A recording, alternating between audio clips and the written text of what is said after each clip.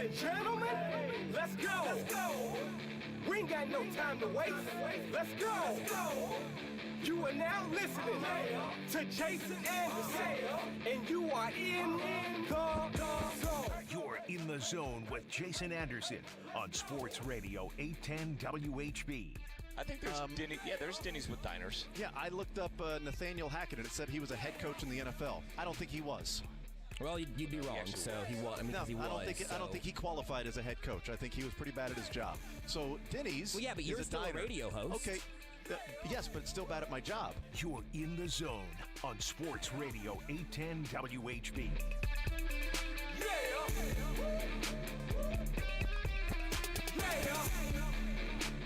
All right, a Thursday edition of The Zone right here on Sports Radio 810 WHB. Jason Anderson with you, Josh Brisco, and Drake. We head up until 2 o'clock. The next 4 hours, we've got you. A lot of stuff to get into.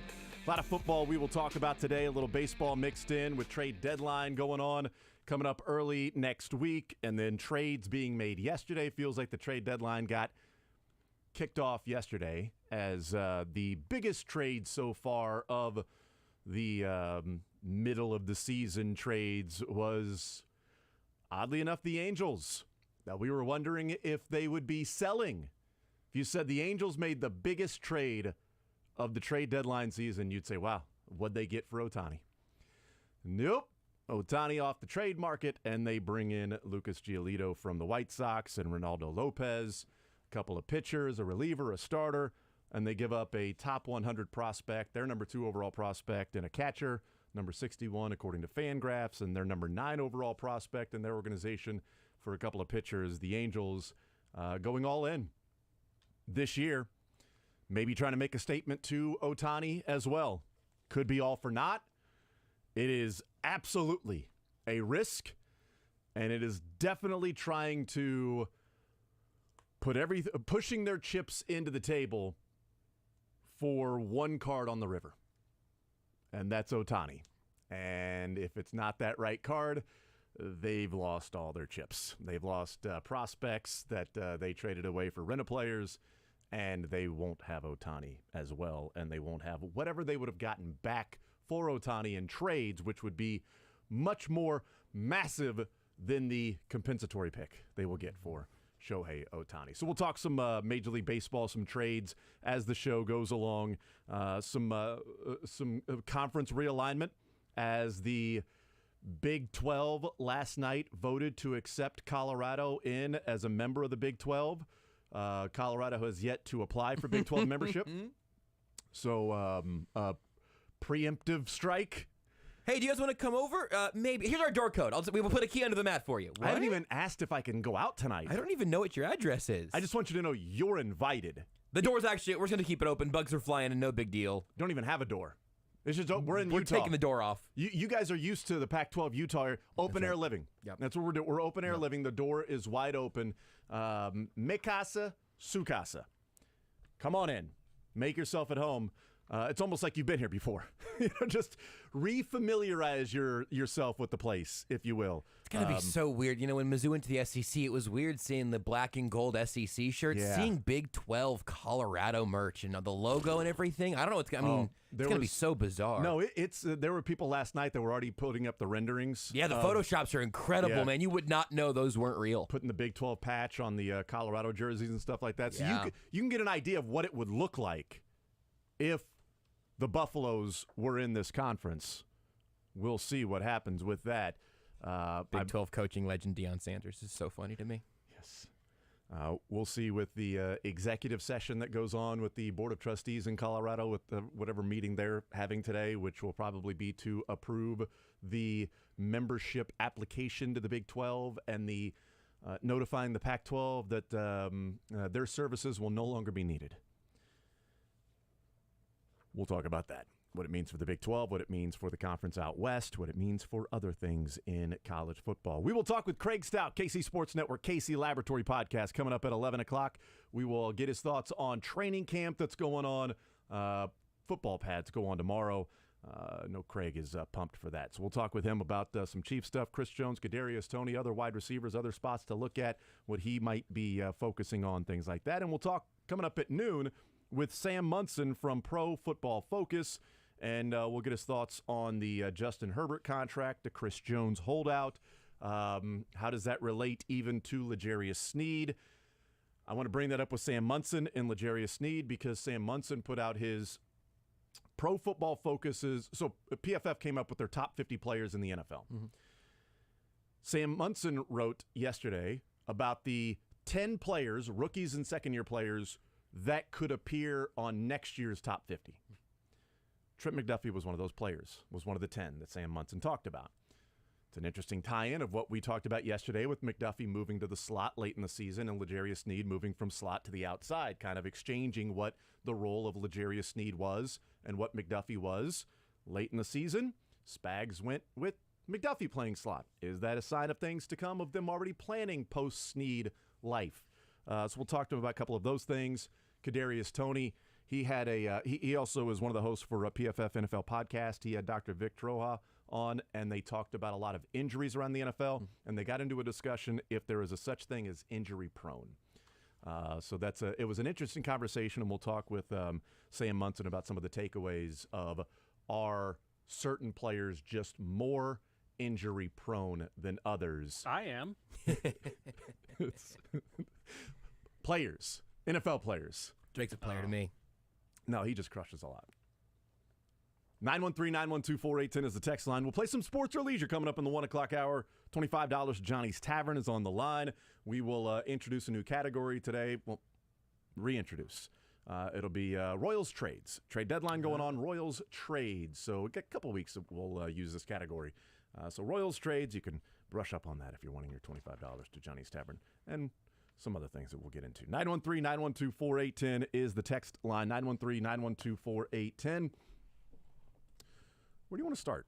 Ooh. Because I want to get into a little bit more of Justin Herbert, because I actually want to talk about if the Chargers made the right decision. I feel like they did the only thing they could have done, really. I agree with that. But is it a smart decision money-wise for the quarterback they're getting? So I want to get into that as well. Colorado Major League Baseball trade deadline. Tyreek Hill wants to retire or go into the Hall of Fame as a Dolphin. He was notified quickly that it doesn't work like that. It's not how it works. Fine. It's fine. You don't wear a helmet There's not with a your baseball cap. Hall of Fame bus. What if they did? What if each NFL? Who would you like to go to the Hall of Fame? At which team? I don't know. Chiefs. Oh, sorry, Yankees. It's a Yankees cap we're putting on you because baseball does that. Baseball, backup quarterbacks should get inducted into the backup quarterback Hall of Fame wearing a baseball cap. Or a visor. Like one of the that's two. something, yes, they can have a bill on their bust. And but it's actually a bust all the way down to the waist because you have to see them holding a clipboard. Definitely. Ooh, maybe we just start enshrining some clipboards too. Not going to work that way for Tyreek Hill. Uh-huh. Not how it works in the Hall of Fame. So be it. I will say that I think I am the most interested, at least just right out of the gate, in how fast it felt like everything with Colorado came together. Yeah. Because there was some murmurs here and there. I had to go back last night and look. I was going, wait a second. Where did this start? How long had this been simmering just below the surface? And the fact that we're at this point now where the Big 12 has kicked open its own door and said, just in case you're thinking of coming over, we've got snacks and drinks and everything. I mean, that feels like a pretty enormous domino. Even when we were just talking about, during Big 12 media days, Brett Yormark having a real evolution for this conference and still feeling, to take a Royals word, a little transactional, proactive. This feels like that, and if not a chicken, that buffalo coming home to roost way more quickly than I expected to see it happen again. Let's hear from Paul Feinbaum. He was on ESPN yesterday, college football commentator. He weighs in and talks about Colorado could be the final blow to the conference of the champions, as Bill Walton would call it, the Pac-12.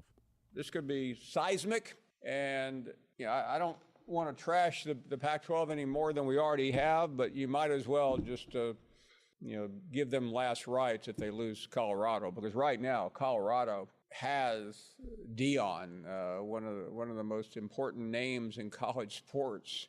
And if they end up leaving, what are they going to do out there? I don't think Dion has anything to do with this.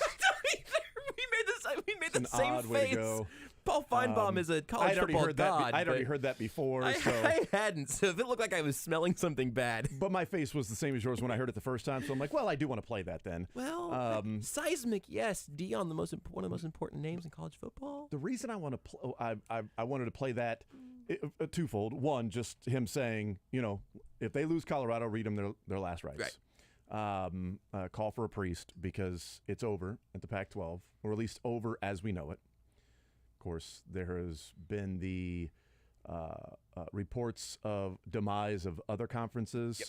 One of those being, right here. The Big 12. Well, you might as well. That conference is dead. It's only a matter of time. It could be within weeks that whole thing could dissolve and crumble. It is a marriage of convenience, and it's not very convenient right now for some of these schools, blah, blah, blah. We've been down that road. So that part of it, that it's sort of the feel of if they lose Colorado, like they lost USC and UCLA already. Mm-hmm.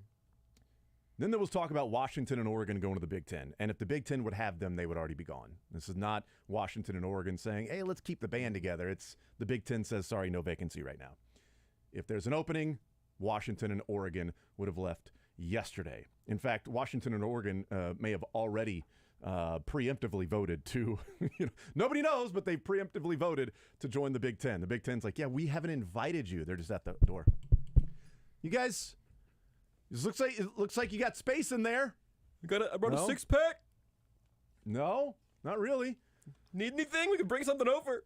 17th Green in Lake Tahoe at Edgewood, where all the players shoot the baskets and everything and throw the footballs. They have this huge, no, not huge, it's big enough, that stands behind the tee box. And if you look at the 8-10 video that was taken about Patrick Mahomes can't lose, he shot the basket, made it, went over and played paper, rock, scissors with a kid, and won paper, rock, scissors, and then walked away. And so that's from the stands back there. And when I got there after following Mahomes and Kelsey, that's where the other 8-10 people were hanging out, is up there in those seats. They were not letting anybody else in. It was one in, one out, and the line was like 20 deep. And I'm looking up there, and there's like 30 open seats. It's like, hey, it's even for the media. I was like, do you know who I am? I was like, no, I'm good. I'm not going to fight that. I'm not even. They're not going to say James Anderson. James Anderson. Yeah, I'm like, I'm not going to fight it. Be like, no, I'm in the media. I'm like, I'm just going to come right here and video. It looks like this. But yeah, it's like Washington and Oregon's like, hey, Big Ten, looks like there's room to make this party a little bit bigger. So one part of it, thinking that the Pac-12 is then done based on Colorado. And I think it's probably the dominoes that are expected if Colorado were to leave, that there's even more instability, and that was the part of the Big 12 too. Then the other part of that, and whichever one we can get into and talk about, but I don't want to talk much about the second part, but Deion Sanders. Yeah. That name has been thrown up a lot in the last 24 hours with Colorado going to the Big 12. It has zero to do with Colorado joining the Big 12. I mean, that's how popular his name is right now. That's how much of a Q factor that he has nationally. But is Deion going to be there in 4 years? I would bet against it. Yeah. If it goes well or goes poorly. Either way, I do not think he's going to be there for 4 years. Yes. I don't think he'll be there long enough to graduate from that school, would be my hunch. Yes. The only way he's there 4 years is if it was just middle of the road. Yeah. Good enough to where it's like, better than winning one game like they did before Deion got there. Pick up a win or two each season. Yeah. But also not Gary Barnett era of Colorado football. There's no Rashaan Salam with playing for the Buffaloes. None of that is going on there in Colorado. And so that part of it is interesting, and we don't have to spend much time. I think that's just this is what Colorado is known for right now. That's a vibes addition. Yeah. It doesn't have anything to do with the money that actually makes these teams move. Which is part of it. We can analyze, does this feel good, or is this good financially? One of the other interesting parts of this is Colorado returning to the Big 12. Yes.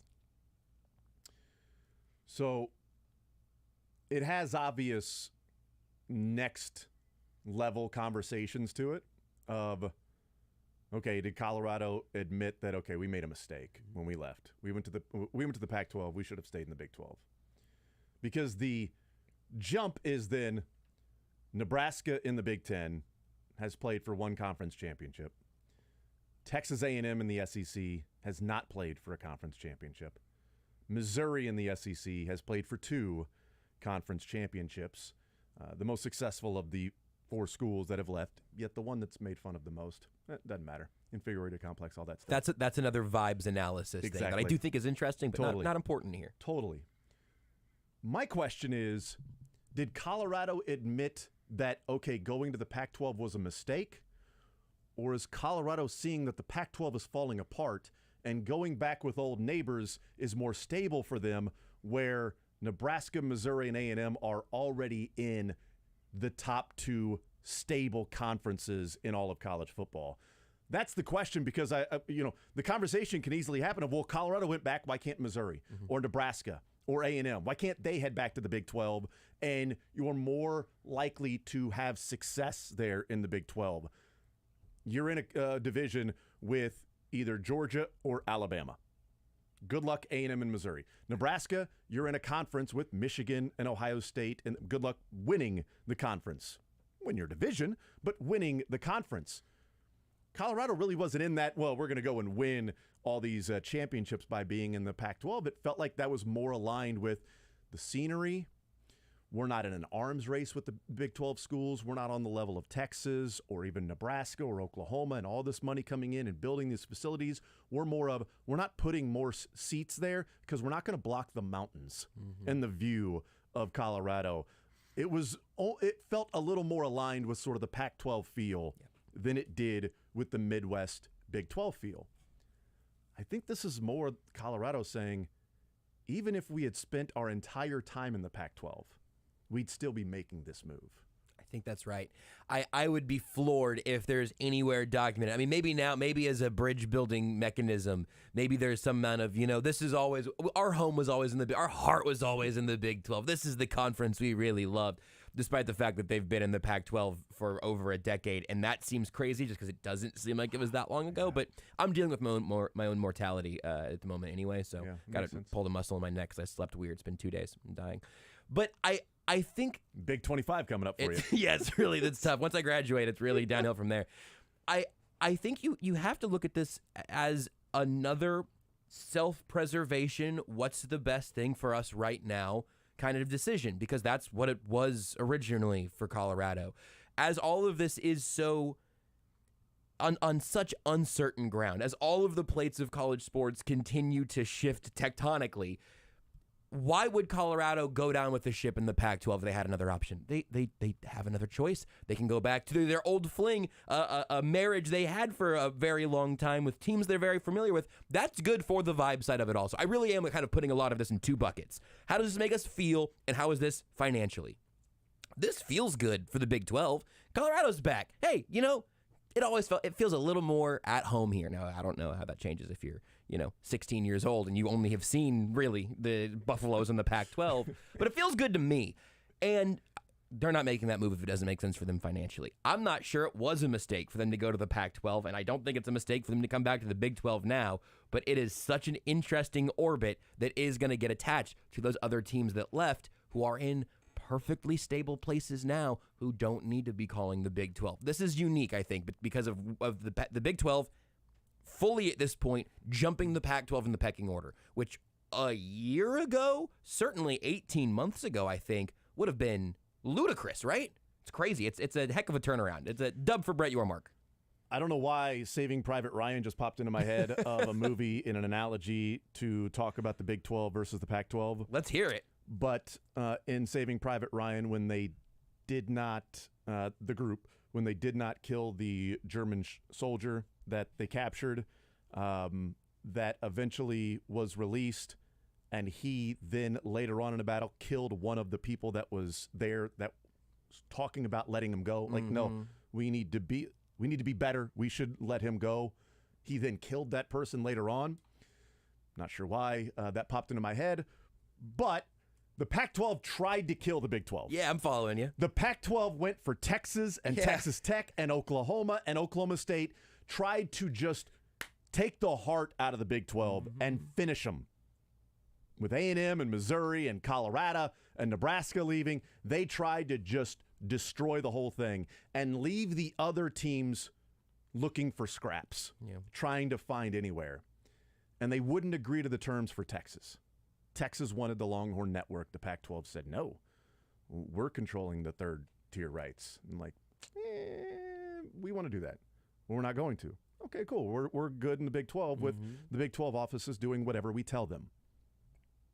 The Big 12 offices kowtowing to us. Even a little bit, more literal kowtowing. Doing whatever we say, which ultimately Nebraska, A&M, Mizzou, we're like, we're tired of just doing whatever Texas says. Well, then leave. And then Texas wanted to do that in the Pac-12. They tried to kill the Big 12. And oddly enough, the same teams they couldn't get to kill the Big 12 have now essentially killed the Pac-12. Texas and Oklahoma going to the SEC has opened up this door to the West for the Big 12 because the second Texas and Oklahoma went to the SEC, UCLA and USC said, bleep this, we're not going to get ran by. This is not just a geographical conference. We're going to the Big 10. And the second that happened, the Pac-12 was saying, well, where do we go? Because we've got our TV deal coming up, and we don't have USC and UCLA. And now they're losing Colorado, and Washington and Oregon won out, and whoever else is going to go. They couldn't get Texas and Oklahoma, and by not getting Texas and Oklahoma, that actually ends up killing their conference because Texas and Oklahoma go to the SEC. Crazy. And what I'm saying is Texas and Oklahoma are the Nazis. So that's really what I was getting at. It's just a long way to... I don't have a better joke than that, man. That one's sorry. We can take a break right now for all I care. But it is fascinating that those two schools, when they left the Big 12, it was like, oh my God. Oh no, the Big 12. Because we had the conversation on the air. Corey was still here, and obviously Oklahoma State fan. And when that happened, he was like, look, it sucks, man. I don't want to sit here as an Oklahoma State fan and think about what life's going to be like in the AAC. Right. Right. Like that was the thought until USC and UCLA went to the Big 10. And then it was, oh, wait, hold on. The West is now open for the Big 12.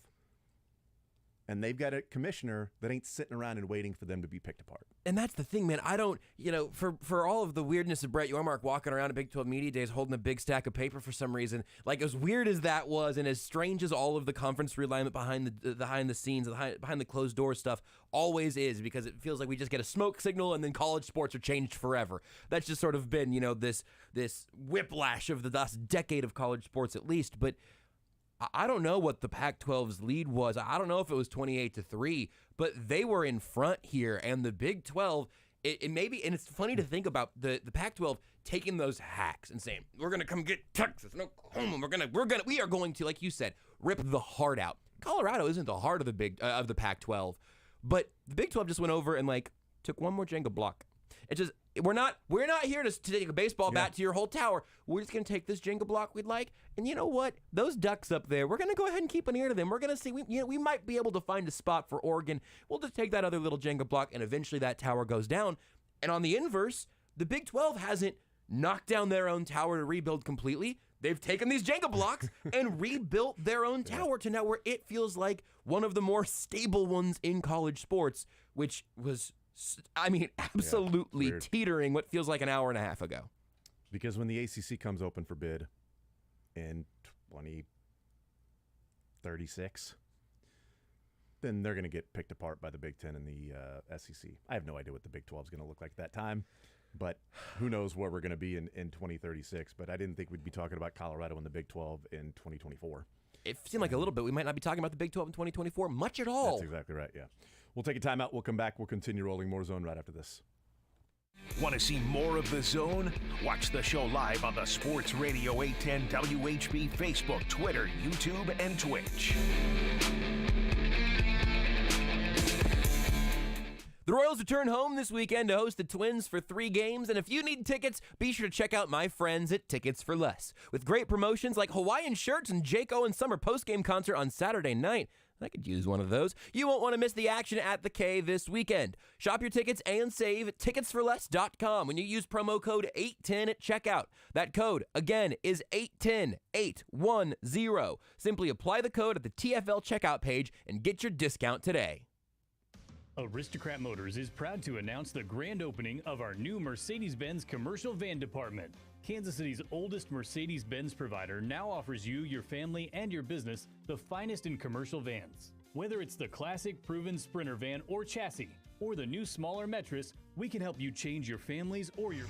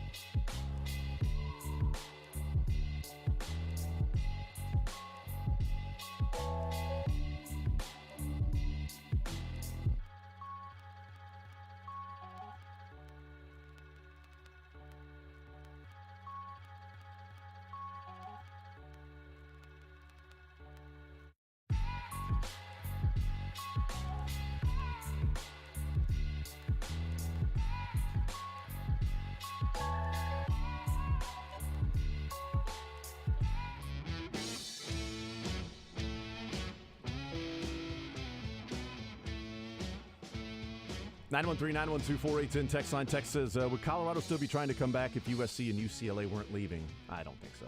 No, it's there's no altruism in any of this. Yeah, no, I think that's I think this is a stability issue, and they left the Big 12 with some instability, but also maybe some like-minded feeling of a conference, and also still geographically located and connected. So it wasn't like Colorado was joining, the Big East or anything like that. But no, without USC and UCLA, because the TV network deal that has been such a big issue for a year now wouldn't be this much of a bleep show. That's a good point. If USC and UCLA were there. But there's so much instability, there's so much unknown, and there are questions about the leadership and what actually the future is going to be, because the Big 12 is, roughly, $40-45 million what they may get per year. We'll see. Pac-12 is trying to get to 40, but who knows if that's the case, where the SEC without Oklahoma and Texas is sitting at $80 million, and the Big Ten with USC and UCLA is right around $80 million, where the Pac-12 might be like 30. And if you're Colorado, you're like, well, we can go to the Big 12 and get like 15 more a year, potentially. Get like 15 more a year. And what feels more stable, more stable in terms of the TV deals. Right, more stable conference and more money coming in, and we're not cutting ourselves off at the knees of trying to compete, like we've seen with Missouri, A&M, and Nebraska that people have talked about. If, okay, was Colorado's returning, then why couldn't, those teams returning? Because a couple of texts have come in and said, any chance of Missouri returning to the Big 12. Another text says, wish Missouri would come back to the Big 12. Another text says, prodigal son, all that stuff. If Missouri had gone to the Pac-12, I think they might come back right now. If Missouri was in the Pac-12, I think that would be the case. I think there's a difference of feeling like you're in a conference that's unstable, like Colorado feels with the Pac-12, and a feeling of conference realignment that has created less of an opportunity to win, but more money coming in. And it's made it more difficult to root, because there's going into the season of sort of like you're surrendering your hopes of winning the division anymore, certainly for Missouri, with the way that Georgia is. Yep. I mean, it's just absurd what Georgia has become. They took advantage of Georgia and Florida and some schools being down. Good for them. That's awesome. That's what you have to do. And they won their division a couple times. And they were in the game against Auburn. If they won that game, would have been playing for a BCS championship.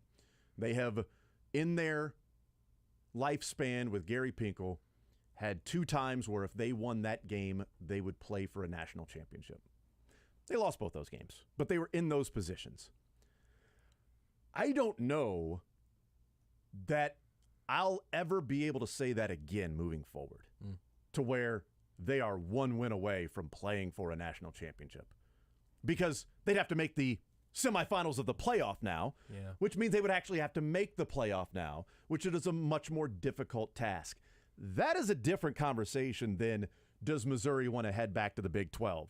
Because the competitiveness versus doubling the money every year that they're bringing in from the SEC and the network, and knowing that you're in a conference that you're already a part of the party, that no matter what else happens with other conferences, you're a part of a conference that ain't falling apart, that is going to be the big dogs that continue to add and add and add. You're not a conference that's going to be picked apart. You leave the SEC, you probably leave the SEC for good, and head back to the Big 12. The Big 12 falls apart. Now what are you doing if you're Missouri? Going to the Big 10, going somewhere else, because the SEC is going to be like, no, sorry, you left. Teams don't leave us.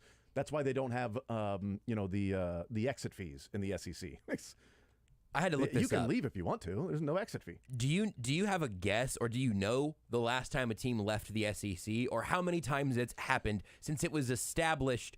The SEC was established in 1932. You want to guess how many teams have left the conference? Swanee.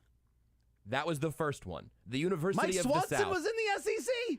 Mike Swanee Swanee was there. That was in. He has been everywhere. He has been all his all stories over. are great. Next time I see him, I want to pick his brain about early SEC conference play. Sewanee left after they went 0-36 in league play over 8 seasons. That's tough. So they left the SEC in 1940. Yeah, okay. I remember that. Felt like it was yesterday. Georgia Tech in 1964 left the SEC, according to this Wikipedia story, due to controversy over the conference's lax regulation of recruiting and scholarships. They wanted stricter recruiting and scholarships at Georgia Tech. And then did they go independent, or did they actually go to like the ACC? all I have here is current conference being the that's ACC. I will keep scanning on that. SEC. But the Georgia Tech ACC. What are you asking?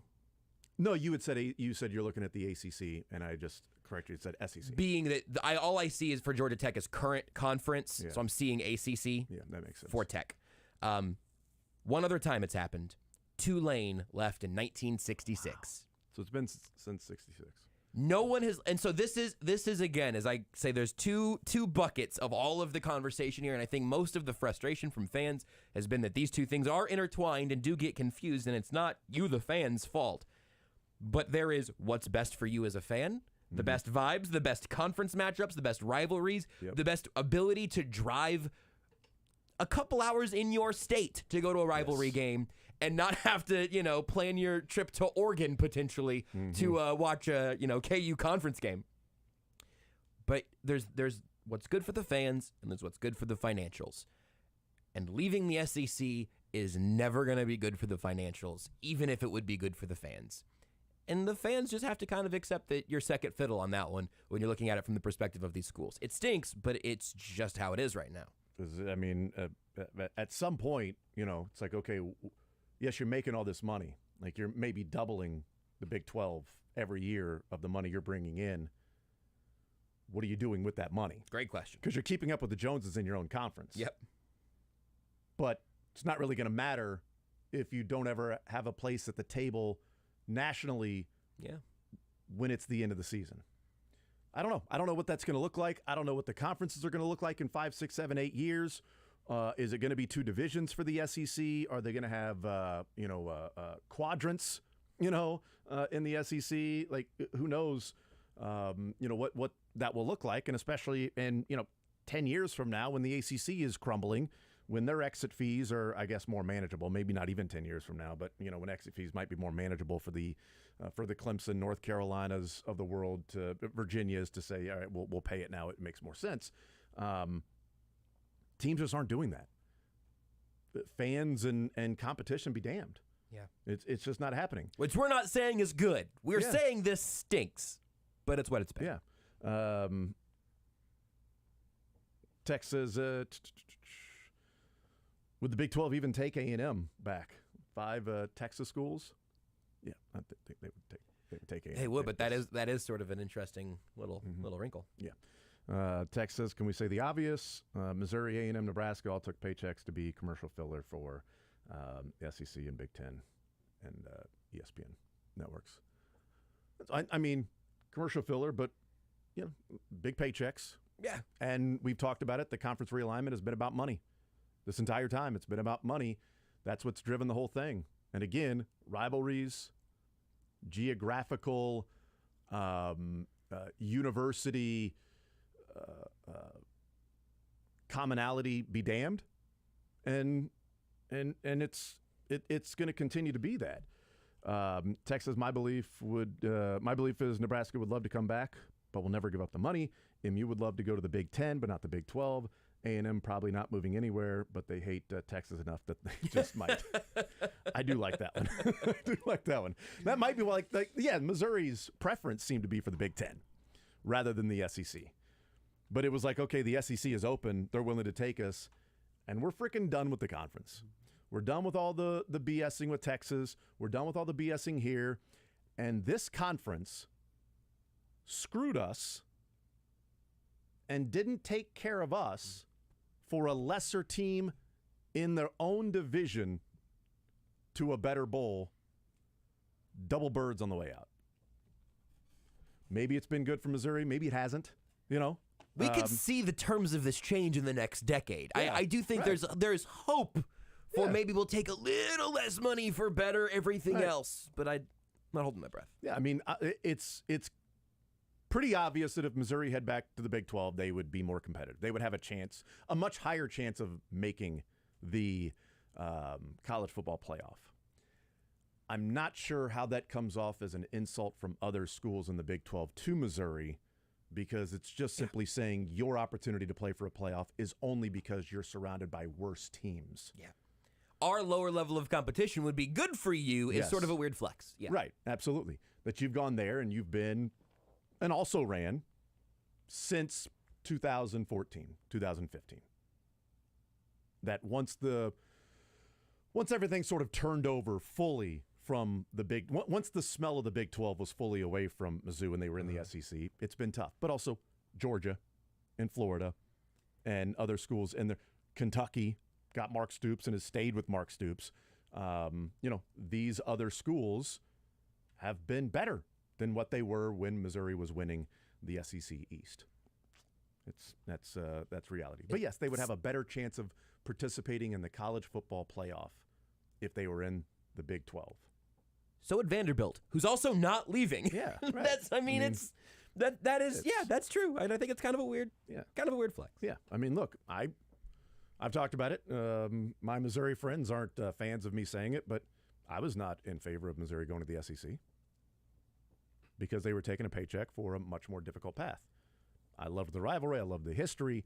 I loved everything in this area. And, I didn't care about the SEC at all. Yeah. They're there, and it's still not the same. Yeah, I mean, I'd love to see them playing in the Big 12. I don't think it'd be the same if they came back either. I was kind of thinking through, like, man, and not only that, again, just from like the viewer standpoint, I'd much rather watch Mizzou play Kansas than Mizzou play Vanderbilt or literally any team in the SEC, either one of the dominant cyborg forces that will, tear you apart or one of the other teams that you have no history with.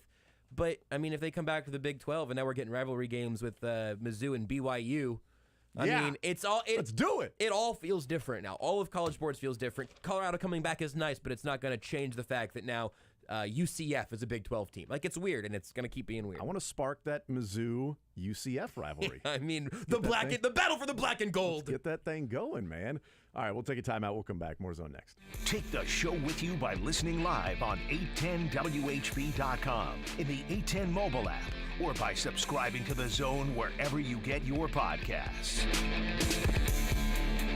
Hey, you may find yourself going and checking out different companies for your electrical needs, but you're going to head back like Colorado to Bickmer Electric. More than 20 years in the industry, Bickmer Electric, your locally owned and operated one-stop electrical contractor. Small jobs to big jobs, Bickmer team knows how to take care of your commercial and residential electrical needs. You want to hire a professional, make sure the job is done the right way the first time. Check them out online, bickmerelectric.com, BICKIMER electric.com.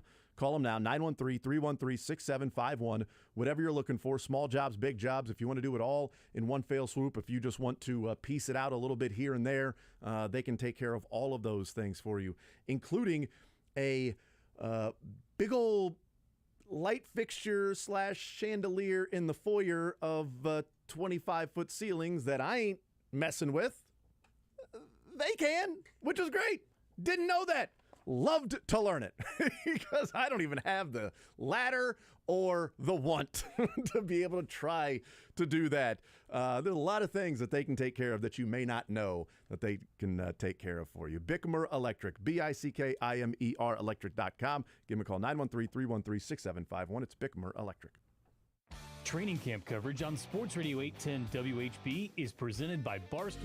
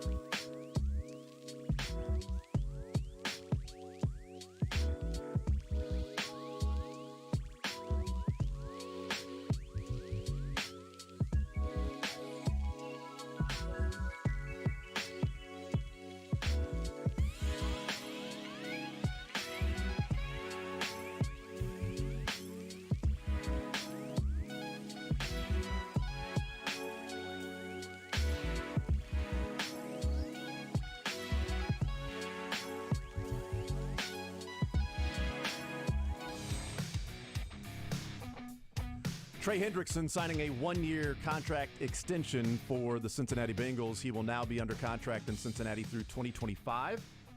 He had 2 years left on his deal this year, next year. He was set to make $28 million in cash over the next couple of years, $13 million in cash this year, no matter the cap hit, whatever, but just the cash he was going to get this year, $13. Next year was going to get $15 million in cash. He signed a one-year extension. There is not, there are no details that I've seen on the one-year extension, unless maybe there's more out there. No numbers, but Rappaport added in his most recent tweet, giving him a bump this year. So if he's getting a raise this year, because when that news broke, we were kind of, I was furrowing my brow trying to figure out why he's. Usually a one-year extension is something that you give to a fringe player. He's like, hey, we want to keep you around for a couple of years. We want you to know your future here is safe with us. You said is he over 30 already, 31? He's 29 this year. So take him through 31. He'll be 31 when he's done with this contract. He'll be a 30 going into his 32-year-old season. So, I mean, he's Chris Jones's age, which, you know, for an edge, whatever. I don't know, man. Trey Hendrickson is like the goodest defensive end in football. In my eyes, and a one-year extension is kind of weird as they're trying to figure out their money over there. If they're just giving him a bump now, that Joe Burrow deal might be a little further away than we thought. So this is where salary cap stuff sort of comes into play with me, and all the things start to become convoluted. Because if you give him the one-year extension, and if there's a signing bonus, definitely you can then equal that out over the life of that up to 5 years, but this would only be for 3 years at this point, so you could equal that signing bonus. They could have added void years at the end of it. That's true. They could have. That's true. It'd be weird. I don't think the Bengals have ever done that. Because his base salary is $10 million this year. He got a roster bonus of $3 million, which is why he's at $13 million that he's making this year in cash, with the cap hit around almost $16 million. If he's getting a raise this year, do they then give him the same base salary, but then convert other things into a signing bonus and extend that out over 3 years so that the cap hit maybe drops, but he gets more cash this year? Which would make sense for Trey Hendrickson. Right. But it's a weird thing for the Browns, the family, not the team, because... Very interesting distinction. Yeah, the Bengal Browns. Yes. Because their issue for the Joe Burrow contract isn't necessarily salary cap space, it's the cash on hand. And so if you're giving Trey Hendrickson more cash right now, but you're spreading out that cap hit, maybe Paul Brown's sitting on more money than we realized. Maybe he's more liquid than we thought. But it's just kind of odd. And it'll probably be pretty clear why they did this within the next couple of days. But in this moment, it's a fun little puzzle. Brian Windhorst fingers up in the air right now. What's going on in Cincinnati? Yes. Also Mike Brown. But that's fine. There's a lot of Browns out there. A lot of Browns. Yeah. And Bengals, too. And Burrow's asking, what can they do for him? What can Paul do for him? What can Mike Brown do for you? What can Tom do for him? What can Jim do for him?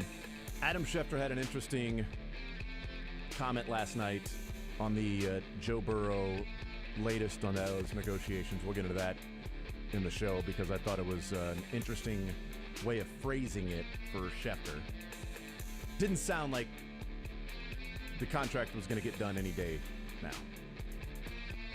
Maybe this is a precursor to getting closer to the deal with Joe Burrow and his camp of what the Bengals are going to do.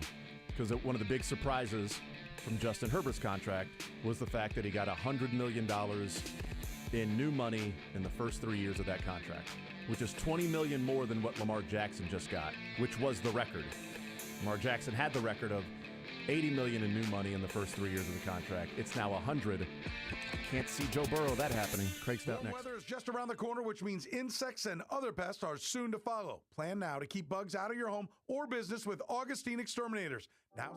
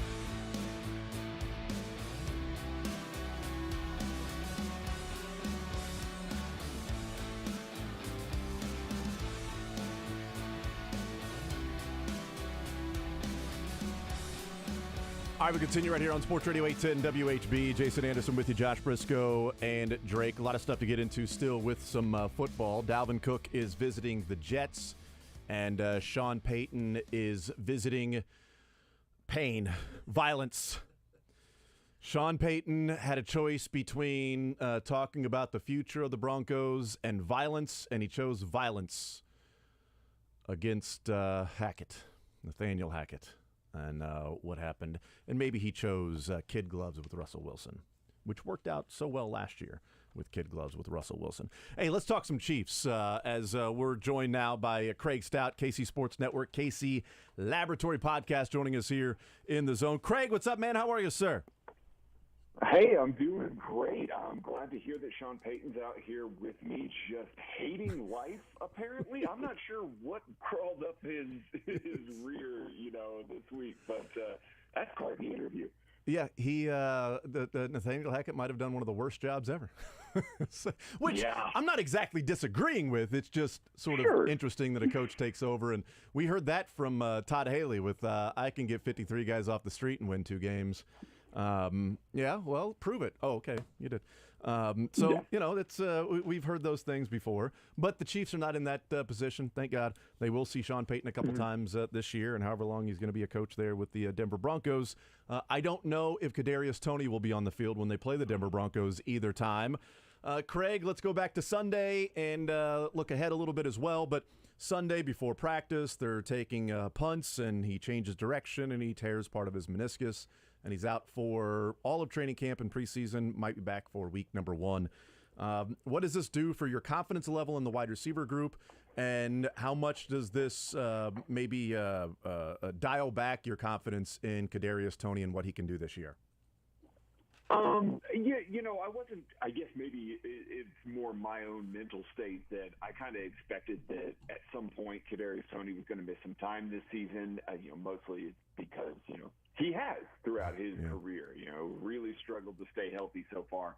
So I guess I kind of expected that was going to be the case. It's very unfortunate that it happens, before padded practices even come on, before they've really gotten any installs in, heck, before they've even really stretched for the first practice that he's out there on the field. So that is a rough go. They talked a little bit about how he's still going to be able to get the mental reps, but it's those physical reps that he's just missing out on. Again, he came in mid-season last year, so he didn't have a chance to really get some of the playbook installs, get some of that stuff. By all reports, he's a very smart guy, a guy that's going to pick up things quickly. But sometimes you just got to get your body in those positions, in those motions, to try and kind of come up to speed, get on the same page with your quarterback, and he's going to be missing valuable time now. So, yes, it definitely damages the wide receiver room because you don't have that sort of talent on the field. But this is the time when, maybe you want some of those rookies, those young players to be thrust into some more of those roles just to see, are they going to sink or swim? Are you going to have a situation where a Sky Moore steps into that role a little more than they expected? A Rashee Rice all of a sudden becomes somebody that, Patrick Mahomes gets a little more comfortable with in camp. So while it does kind of suck that Kadarius Toney is going to miss this time here, I'm seeing it as a big opportunity for these young guys that the Chiefs are very clearly pivoting towards in their wide receiver room to step up and show, hey, I can handle this job and you can trust me to do it, Andy Reid. Who are you looking at first? If you say this person steps up or this person has to step up, who's the first one that comes to mind for you? See, I think it's Sky Moore for me, just because his skill set definitely translates a lot more towards the Juju Smith-Schuster role in Kansas City last year. Certainly, they're different players, but the way that he can win in the intermediate, the way that he can get in and out of breaks, the way that he makes tough catches, got those big hands, a huge hand for a player his size. He's able to haul a lot of stuff in, a lot of very tough catches. And that's what the Chiefs have kind of needed, I guess, over the past several years. When Travis Kelce gets taken away, they need somebody that can break off an intermediate route, get a little bit of space, make a tough catch with Patrick Mahomes slotting the ball into a tight space, and, kind of coming up with, 7 yards on a 3rd and 6.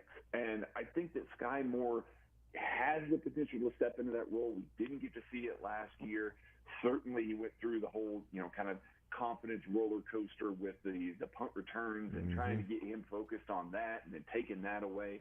I think he's refocused. He's talked about how he is a lot more confident. He's a lot more comfortable in the offense this year.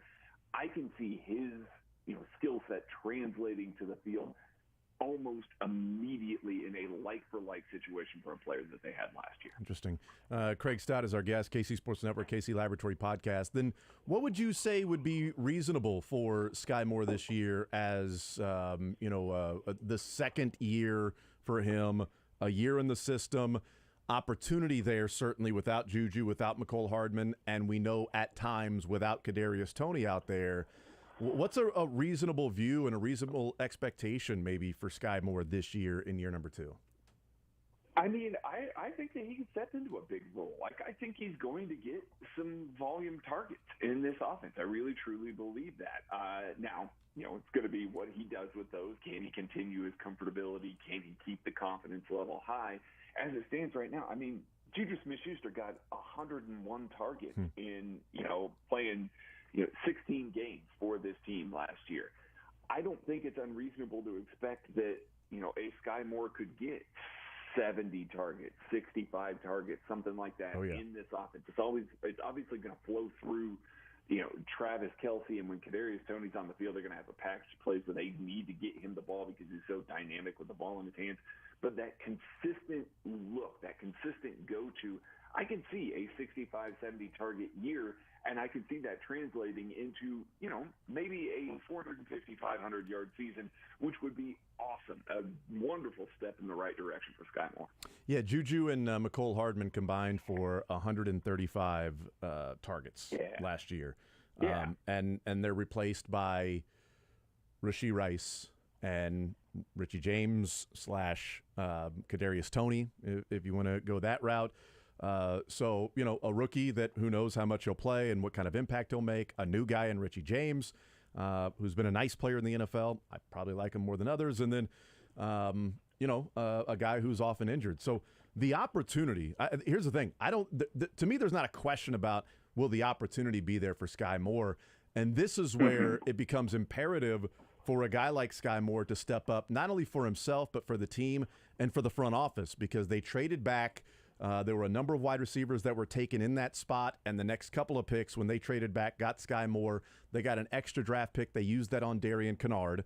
So if Sky Moore ends up being just an okay player and George Pickens continues the progression he's on right now, maybe it was somebody that they didn't even want to draft anyway, and Pickens wasn't on their board at all, and they did some more research and they said, no, thank you.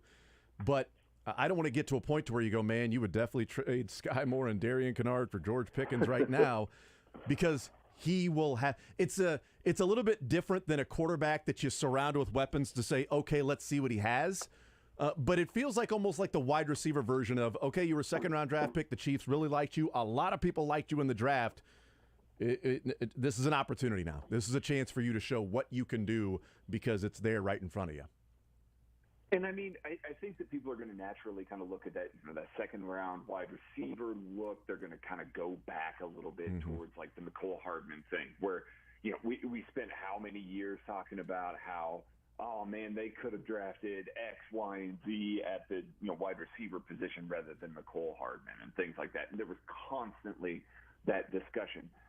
To McCole Hardman's credit, he had Tyreek Hill, he had Sammy Watkins, he had these guys out in front of him that were preventing him from maybe getting some of these camp reps. And so, to my point earlier, Sky Moore has a very clear pathway all of a sudden. Yeah. Like there is an extremely clear pathway for that individual to take the reins, show the team that he is perfectly capable of doing this, and if he does, when week one kicks off, even if Kadarius Toney is healthy, I can see this team saying, hey, listen, we see the value, we see where he fits in this offense.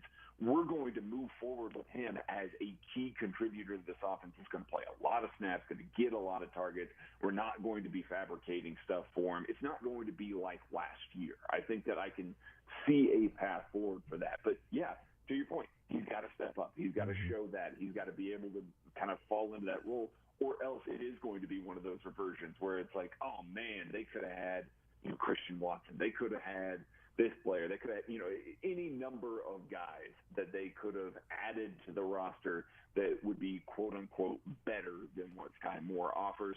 This is the time for him to show up, and it's very fortuitous for him that is happening so quickly here. And I also think it's a very telling thing that he was on day 2 of the podium with the veterans there, with Steve Spagnuolo out there as the defensive coordinator, Travis Kelce, and Trent McDuffie. That is a good group for Sky Moore to be sorted in with. It certainly tells me that they, kind of view him in that light with some of those other players. So it's just about him stepping up, filling that role on the field now. Yeah, the 3 of the 4 picks that were taken when the Chiefs traded back 4 picks were wide receivers, Tyquan Thornton, George Pickens, and Alec Pierce. They got Sky Moore. They said that's right. It was Alec Pierce. It wasn't Christian Watson. I'm so sorry. Yeah. Yeah. No, you're good. But they had said no. Sky Moore was the guy we would have taken anyway. So he was there. Okay, that's fine. Which is they're not going to say, well, Sky Moore was our 4th wide receiver we were taking. We thought for sure we would get Thornton or Pickens or Pierce. Like, there's no way those guys would be drafted before them. But I loved Sky Moore too. So if he doesn't work out, it wouldn't be revisionist history for me. And I don't know what they were doing with Sky Moore. I liked him all along. Wanted them to draft Sky Moore. They did. Hopefully he steps up. They get Rashee Rice in the 2nd round, another guy that I liked in the 2nd round. Justin Ross is a guy that a lot of people like. He's had the hype the last couple of years. He's had some run with the ones. He's had some highlights that they put out there on social media as Justin Ross, Rashee Rice as well. Those 2 players getting some run with the ones, acclimating to the NFL. Rashee Rice obviously a little more difficult because this is the first time with him with the playbook. But as you look at these guys, and you know that rookies have a tough time in Andy Reid's offense, Sky Moore didn't necessarily have the opportunity, as we're talking about opportunities now for Sky Moore. Last year, he didn't have the opportunity that Rashee Rice does. And so there's a little bit of a sort of juggling. The opportunity is going to be there for Rashee Rice, but also an understanding of the reality is that it's tough for rookie receivers to make a big impact for Andy Reid.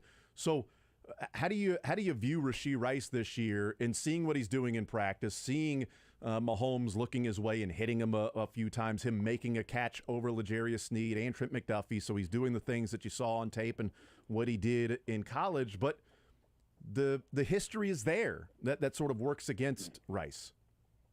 Yes, it absolutely does. And I think that people, we just kind of say that and don't think about it when it gets to about week 8, where all of a sudden it's like, well, why isn't the rookie playing? Yeah. The rookie should be playing.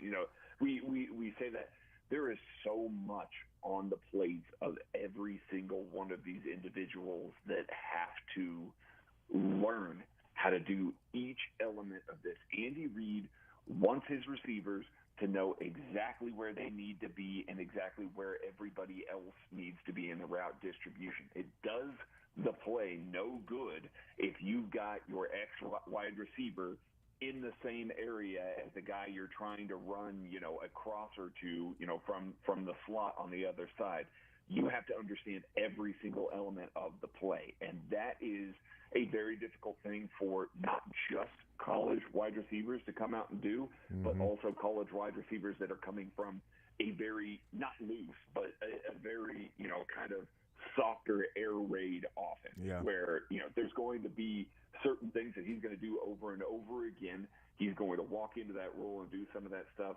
And they drill those guys. They really do work on a lot of elements of that, and they try and, figure that out in the pre-draft process, how they're going to be wired and all of that. And it sounds like Rashee Rice running with the ones, he is stepping up into that. This is not a situation where we saw Sky Moore stepping in with the ones often last year. We haven't seen McCole Hardman running with the ones when he was drafted in his rookie year. So Rashee Rice having a very clear and defined role that they've already got him on the field with Patrick Mahomes, with the first-team offense, going up against the first-team defense and making plays, that is hard to ignore. Now, it could be the same way that he was winning in college, a guy that's right there in the right position. He's still making a play, but there is so much opportunity for that in this offense, especially in the red zone. I can see a path forward for Rashee Rice to translate to the field quickly. I don't know if it's going to result in a ton of targets. We're going to see. Patrick Mahomes hasn't really played with a guy like this before, but, at least in the NFL.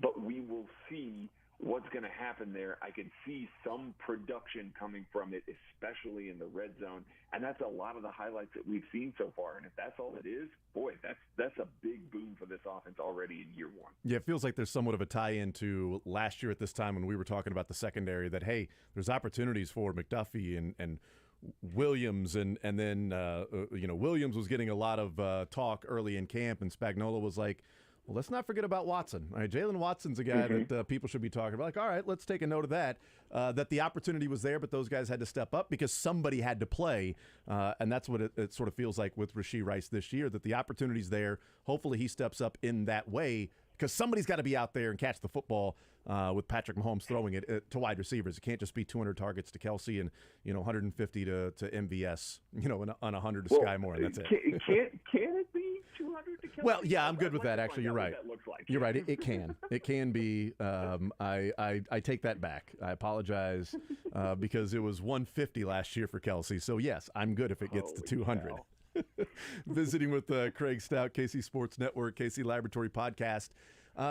What's your concern level for Chris Jones not being there? And then I want to talk about sort of the impact there, and then some players in the secondary. But as we look into the defense, your concern level with Chris Jones and the contract not done, and then maybe when does it reach maybe like a fever pitch for you of concern and your antenna going up? I'm not concerned. I've really never been concerned. He's going to be there week one. He's got $19.5 million due as his base salary. Those are going to be game checks that are going to be coming out to him every single week. So he'll be there week one. I have zero concern at all. This also feels a lot different than the last time that he held out when he was tweeting about how, Le'Veon Bell told him about all of this stuff, and how he needs to hold out through the season and all that. There's none of that. Chris Jones is going to be there. I fully believe that Chris Jones is going to show up to camp sometime. It could just be, hey, listen, it's really hot in St. Joe. The heat index yesterday was 122 out there. If I'm Chris Jones, maybe I skip a little bit here because, he knows the system. He knows Joe Cullen. He knows what's needed of him. He's going to be able to walk in and play at that 3-tech immediately and contribute at a high level. He looks like he's still in great shape. Football shape is obviously different, but if he comes in, after preseason week one, gets some reps, not in the preseason, but gets some reps in camp and gets his body kind of right again and gets ready to go for week one, I am not worried at all about Chris Jones. He's going to be a part of this defense in 2023. What level of, maybe it's hard to quantify, but, what level of success and disruption and production comes on the defensive line, the other players, as a result of Chris Jones being out there and taking up some double teams? He was the most double-teamed player in the NFL last year. He also led the league in pass rush win rate. So those two things are not supposed to connect, yet they did for Chris Jones last year.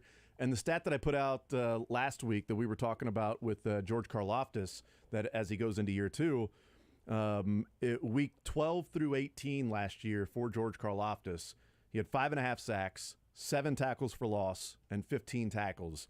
There are 7 players in the NFL in those weeks that did that had at least those numbers. He was one of them, along with J.J. Watt, Josh Sweat, Cam Hayward, Myles Garrett, Nick Bosa, and Chris Jones. Good company.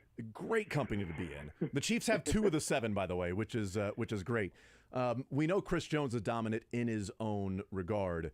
How much of a, whether it's Karlaftis or a Dunlap last year, can be attributed to, but number 95's out there, and that's a force multiplier, and this level goes to Karlaftis and his ability to do that because of no double teams or whatever the matchup issue is?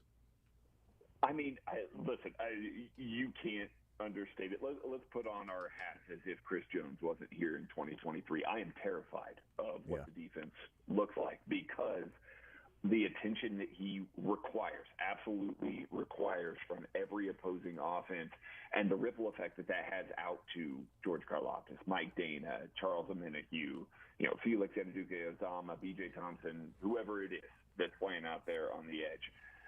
the ripple effect for Chris Jones is so massive. It's maybe you call it a 6'6", 300-pound hole in the middle of your defense there, but it affects so much of what the Chiefs do, and it's why I have always condoned for Chris Jones to get that payday, because it is going to benefit George Karlaftis so much more. He understands the game. He's coming into it. You saw his growth, and I don't want to take anything away from George and the work that he's putting in.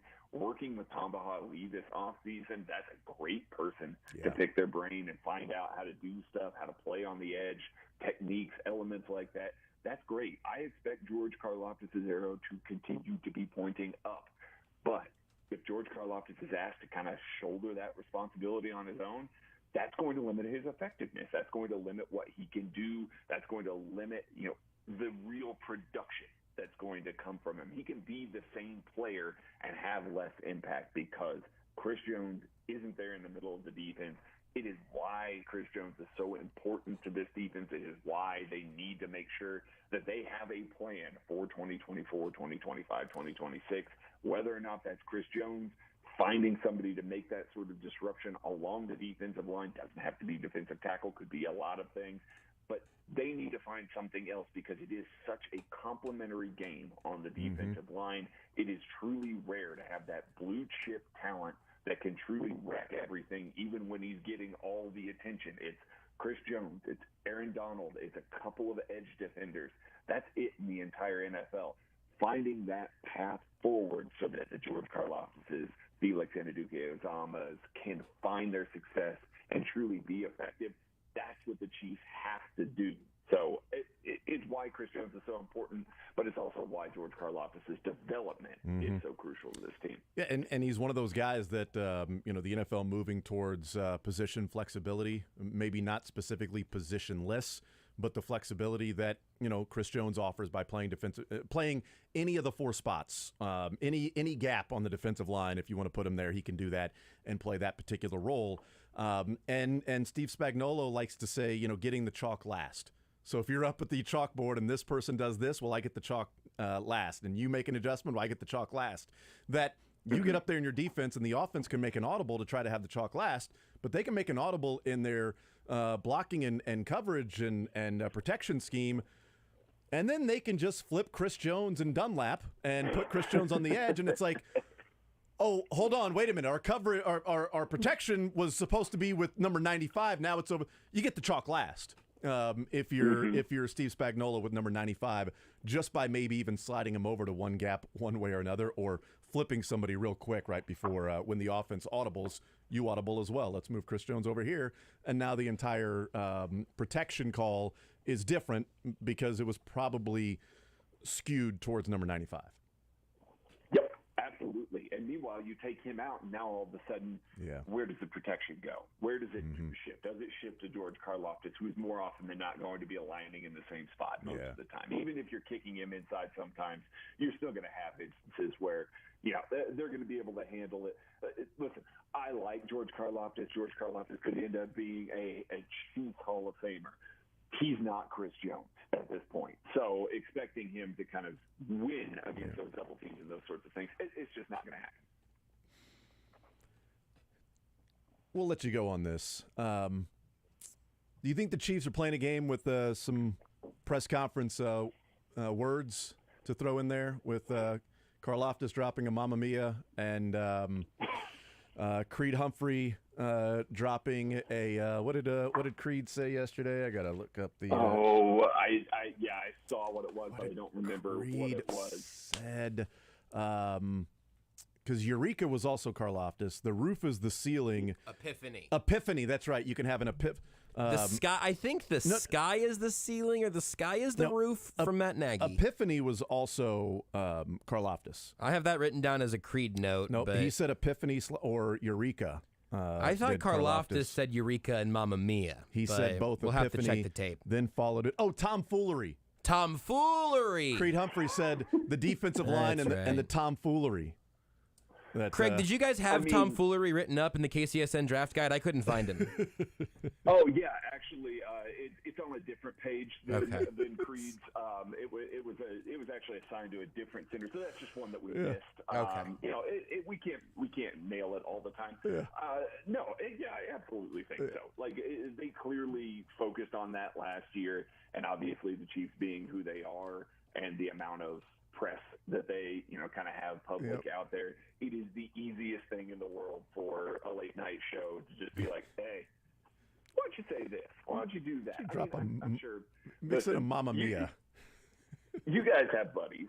You guys all have people in your lives that have probably been like, hey, on the radio today, why don't you say the word effervescent and see who kind of attaches to that and stuff like that. I know that I've certainly had people that have asked me to do that. So, I mean, I'm sure I am positive that there is something behind all of that. And what are the odds that your friend actually today said, can you mix in effervescent? If you just made $5, good work. Somehow. So congratulations on that.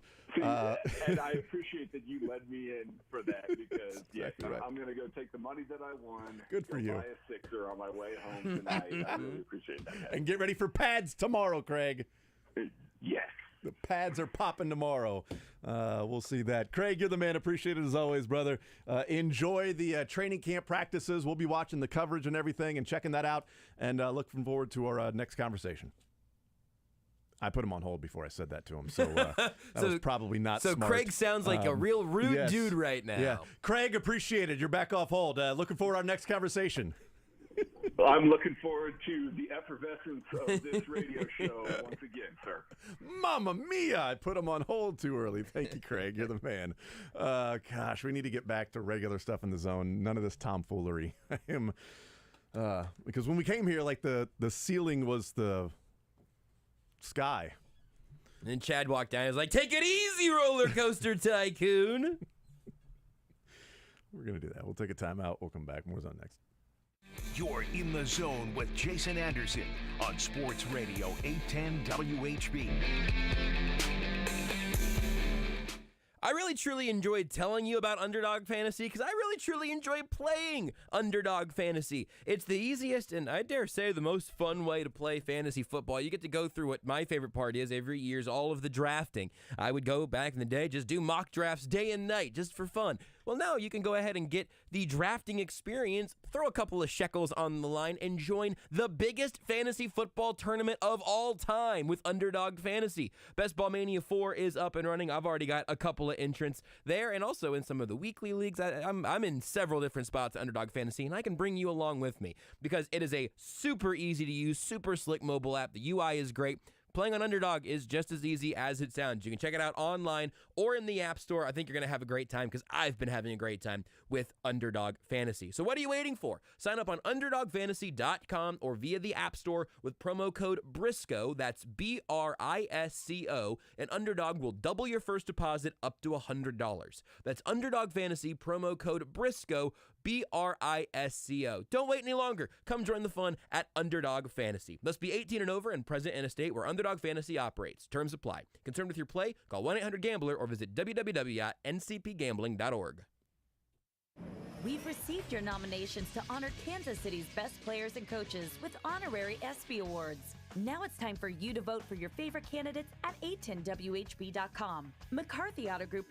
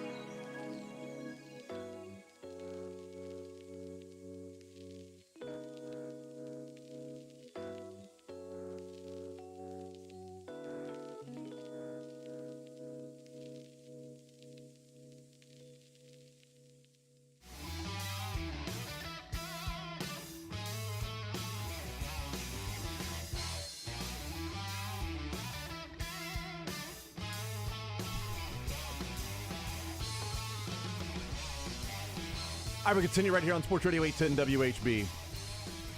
So one thing that I've talked about with training camp, and I talk about it every single year at this time,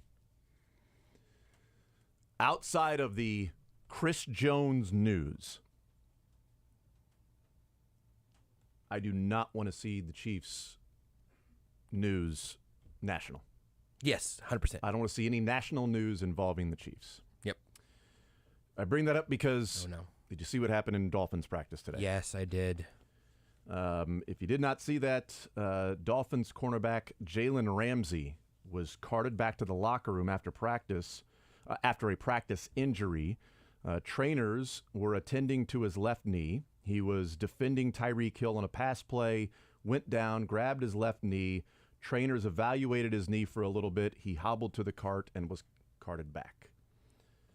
That's what's going on at practice for Miami today, coming out just about 10 minutes ago. No news is great news with any training camp. I do not want to see things breaking like that, literally and figuratively, obviously, because that would be pretty devastating news for the Dolphins and what they want to get done, because they traded draft picks and they've got money going to Jalen Ramsey, and he's supposed to be a big part of that defense, obviously, because he's one of the best cover corners in the NFL. And this early in training camp, it's always a worry. There's a couple of times that it's a worry. It's early in training camp if you're pushing your body too hard and your muscles aren't fully ready for that max effort constantly. And then on the flip side, when your muscles start to get beaten down from training camp, do you step and put more torque on a ligament as opposed to the muscle than, taking what would have been a week ago, 2 weeks ago? It's always a concern. I don't want to see any news around the Chiefs at all until the season starts.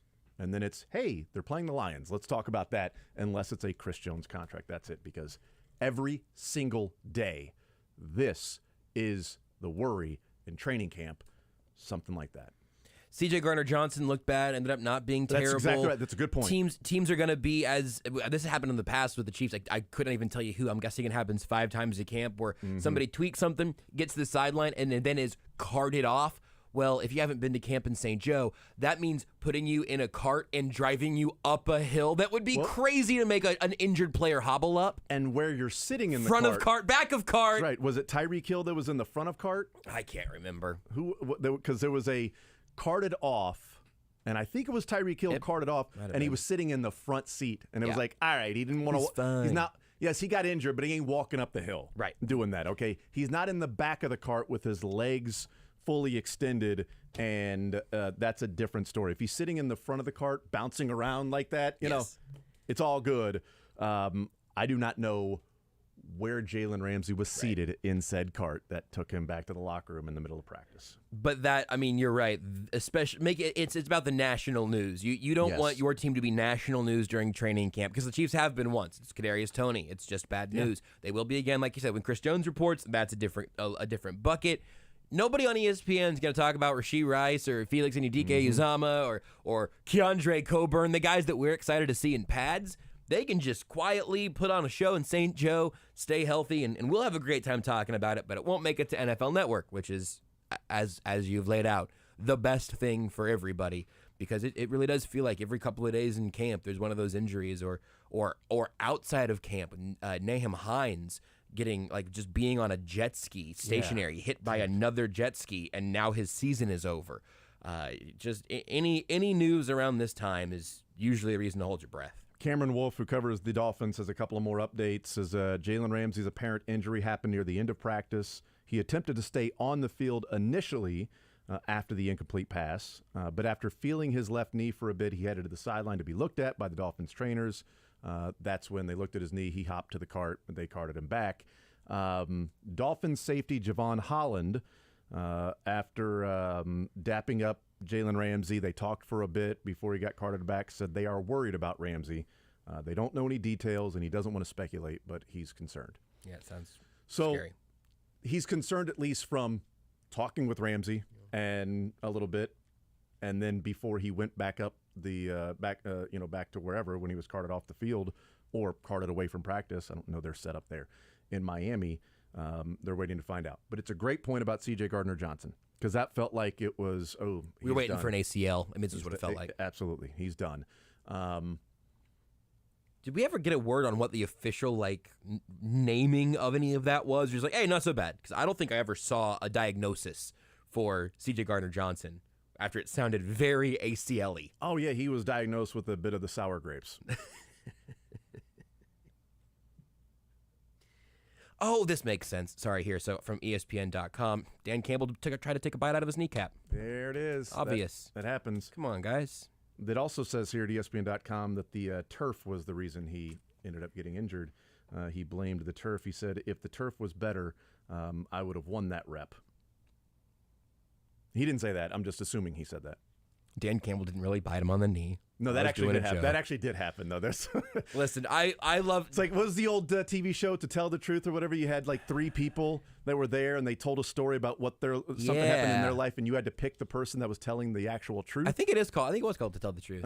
That's a pick which one actually happened. C.J. Gardner-Johnson tweeted out he would have won the rep that he got injured on if it wasn't for the turf. He actually got diagnosed with sour grapes, or Dan Campbell tried to bite his knee. Which one actually happened? And I don't want to over-explain a joke. I don't want to undercut our bit, but I do think it's worth doing just because I do not want Dan Campbell to come after me for any reason whatsoever. This bit feels like a health hazard for me, much like the turf of the Super Bowl. But just for the Eagles. Mm-hmm. It wasn't a problem for the Chiefs. But if he were to bite the kneecap of C.J. Gardner-Johnson, it would taste like sour grapes. There it is. Right? I think that's right. Okay. Do you know, To Tell the Truth is back? Or at least was really? through 2020. There we go. Anthony Awesome. Anderson. Any relation? No. Okay. Nope. He's related to James Anderson, though. That makes sense. Yep. All right, we'll take a timeout. We'll come back. We'll continue rolling. But there's the news out of Miami that Jalen Ramsey carted back to the locker room after going down at practice today, hobbling, having his left knee evaluated, and then carted back off the practice field. So there you go. Also, Dalvin Cook is in New York visiting with the Jets right now. So, do you know Lynn Swann hosted To Tell the Truth before Alex Trebek and John O'Hurley? No, I did not. Me neither. That feels like 3 names that I've got to figure out which one actually hosted To Tell the Truth. We learn something new every day. I found that out about John O'Hurley. And we had him on last year and interviewed him and had fun with him. And he was in Tahoe every year, but now I know that he was on To Tell the Truth. We'll take a timeout. We'll come back. More Zone next. Want to see more of The Zone? Watch the show live on the Sports Radio 810 WH.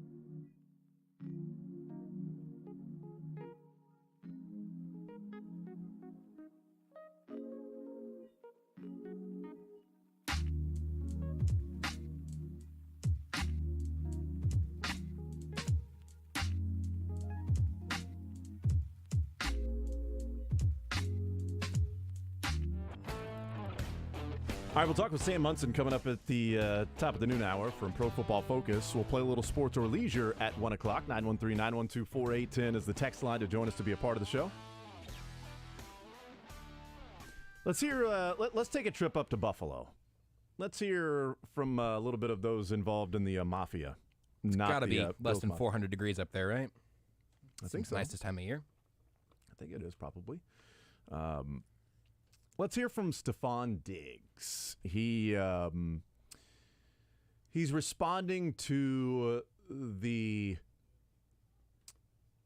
opinions or reports or allegations that Stephon Diggs is unhappy with his role in the offense. Stephon Diggs responding to those saying he is complaining about the offense.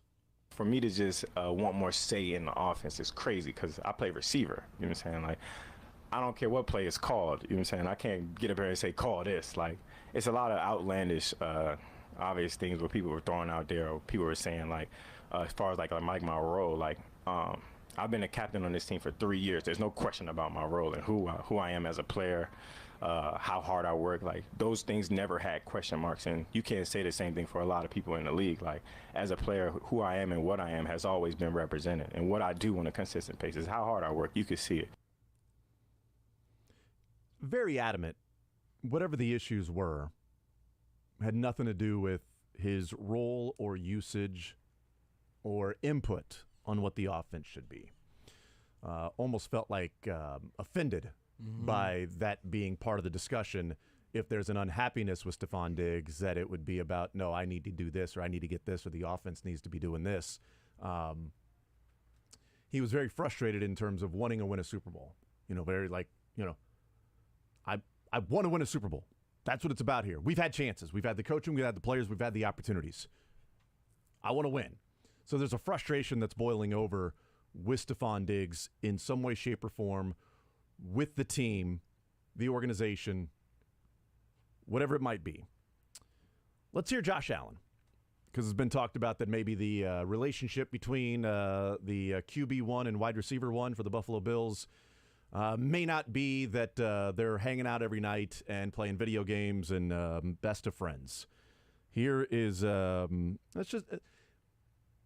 heard it already, so maybe listen in for the tone, what he's saying, but also maybe the tone, how he's saying it, and see if you can glean anything from Josh Allen talking about his relationship with Stephon Diggs. I wouldn't say we've talked things through, but we've talked. It's not about that anymore. It's about moving, towards the season and setting our goals of what we want to do. We want to bring a Lombardi trophy here. We've moved on, and we're just out here trying to be the best possible teammates that we can be for the Buffalo Bills and try to go out there and perform and continue to get better and get on the same page. So, once games roll around, that we can have the continued success that we've had. I wouldn't say that we've talked things through, but we've talked. Woo! And we're moving on, and it's about what we can do this year. It's about goals this year and winning. Be the best teammates we can be? Yeah, that was another one that stood out. Just try to be the best teammates we can be. There will be reporting at some point in time about what is happening in the summer of 2023 in Buffalo with Stephon Diggs, and whether that be Josh Allen or since that divisional round game against the Bengals. Or maybe it happened before, and that just is when it all spilled over in the heat of the battle and everything. I don't know. Things boiling to the surface. But that was pretty interesting from a quarterback, talking about the relationship with your number one wide receiver.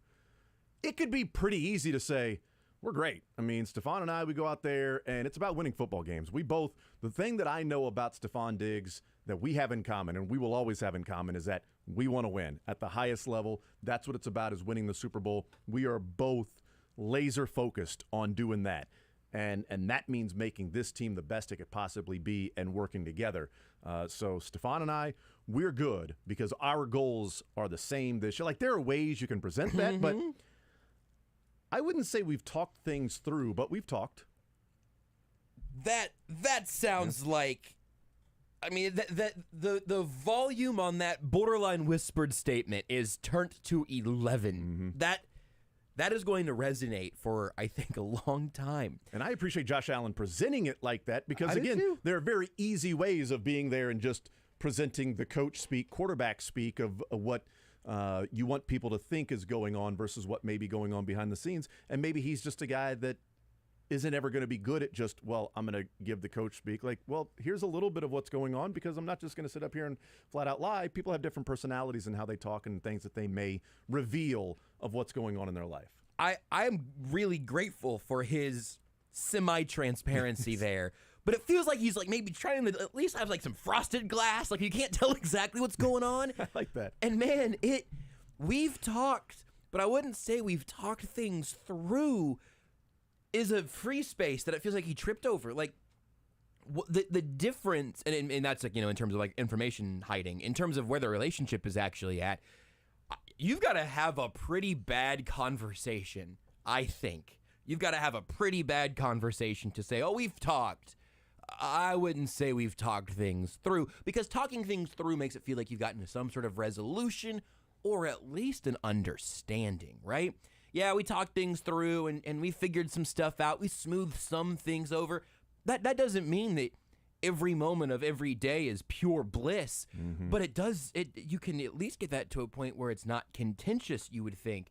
And that to me sounds like and I don't know where the quote unquote problem is coming from, Allen or Diggs, but Josh Allen sounds like a guy right there who has pretty much accepted that their relationship is not good, and they're gonna strap up their chin straps and try to make this happen. But that feels like a miserable way to go about an NFL season for your team's two most important players. If the backdrop wasn't happening with Stephon Diggs and Josh Allen as to their relationship and how severed to some degree that it is, or salvageable to some degree that it is, or workable. There are a lot of people that you may not get along with in your personal life that you work with, that you can just simply do the job, do it at a high level, and then when you go home, you don't care. You don't think about the other person. All right, we're not friends. We have different ways of going about life. If Drake could hear the ways we talk to our wives about him, I mean, he would never show up to work. Yeah, I mean, my wife is like, thank God we're not ever hanging out with Josh. Not you. Oh, different. That's different. Josh. I was like, oh, it's fine because Josh with an E. When she and I text, she seems like she wants to hang out, but. Well, now we're gonna fight. Whoa, not like that! I'm sorry. I'm sorry too. See, hey, Josh Allen and Stephon Diggs. Yeah, we diffused that one. We just we talked things through. We just did. Well, I wouldn't say we talked. I'd say we talked. We did talk. We didn't talk. I don't know if we talked things through or not. That's probably true. It's so weird. If it wasn't for the backdrop of this, I could make a comparison that the AFC East feels like the AFC West last year. That the best team in that division is sort of getting drawn back a little bit because of the conversations around the others, like the Patriots being the Raiders, the Dolphins being the Chargers, because, hey, the Dolphins are going to be the Jets being the Broncos and getting a new quarterback and all of how good that team's going to be. And the Bills are just sitting there as the best team in that division that's sort of just being pushed aside. If it wasn't for the Allen and Diggs thing going on, that there may actually be something under the surface happening. I would feel like there are a lot of similarities between the Chiefs being downgraded last year and all the other teams being, pushed up. Yeah, at least like loading their best shot, right? That's right. Yeah, lifted up. The standard's been raised. Yeah, absolutely. That's what the AFC East feels like. Maybe the Jets are in a better position than the Broncos with Aaron Rodgers as opposed to Russell Wilson. But Nathaniel Hackett can be like, yeah, well, this is what we did with the Broncos when we were expected to do this, and we can just repeat some of those things. But it has that feel of this is the division that went out and did so much in the offseason, and the team that's been the best in that division is kind of being overlooked to a degree. But this can change things if there's issues in the locker room. I think it's a good comp, though, too. You get the veteran quarterback who's supposed to revitalize the struggling franchise. You have the young team with their quarterback who's still trying to prove it. And then your third team who has a quarterback who no one believes is the answer. But, exactly right, that was where they fall apart. Because at least the Patriots have a head coach. That have a Patriot way. Yes. There you go. McDaniels and Bill Belichick. Josh McDaniels' Patriot way has been the way to get fired after a few years. But Belichick's won Super Bowls. And his Patriot way may be getting him fired eventually. It's going to be really interesting to watch this along the way. Bills can go out and win the Super Bowl. They can go win the Super Bowl this year because they're that talented. They're that good of a team. And apparently Dalton Kincaid is Travis Kelce 2.0 so far. You know, Vibes are terrible, though. Really horrendous. Yeah. The Jets have Aaron Rodgers and Hard Knocks, and their vibes are way better than the Bills right now. That's true. We'll talk with Sam Munson, Pro Football Focus, coming up next. Proper diagnosis and treatment of erectile dysfunction requires good medical practitioners and the right medical solution for your specific condition, because your health matters. An improper diagnosis can cause problems and not give you the outcome you desire. This is Jeff for Heartland Men's Health, and if you have ED, there's nowhere better than our clinics to find the right therapy to get your sex life back. At Heartland Men's Health, we're nothing like the online pill sellers or pop-up acoustic wave offices that offer a one-size-fits-all approach to treating your condition, because we know those treatments aren't right for many men.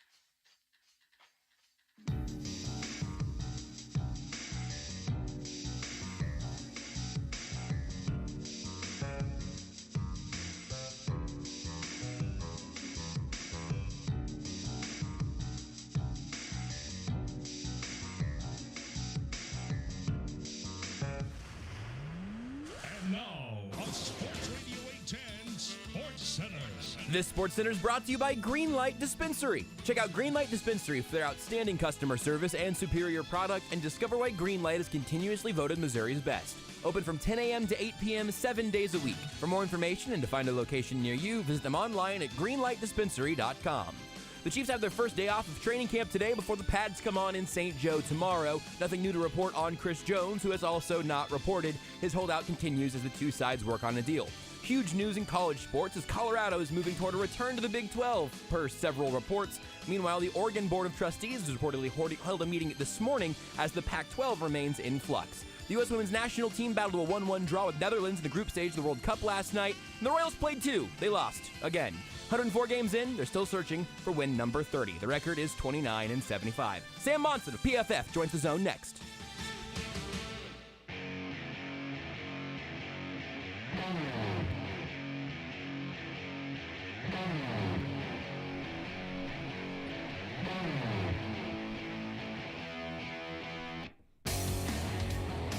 All right, we'll continue right here on Sports Radio 810 WHB. Coming up an hour from now, we'll play a little sports or leisure.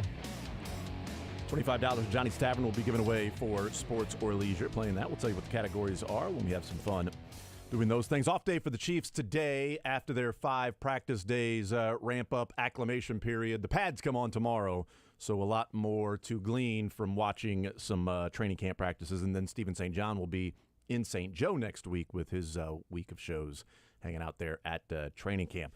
Join now to talk some NFL football from Pro Football Focus and the PFF NFL podcast. Sam Munson is our guest here on Sports Radio 810 WHB. Sam, welcome into the show. How are you, sir? I'm doing well. How are you? I am doing just fine. I love the tweet that went out, and then you retweeted it with the Garrett Wilson versus Sauce Gardner that HBO released in a preview of Hard Knocks coming up.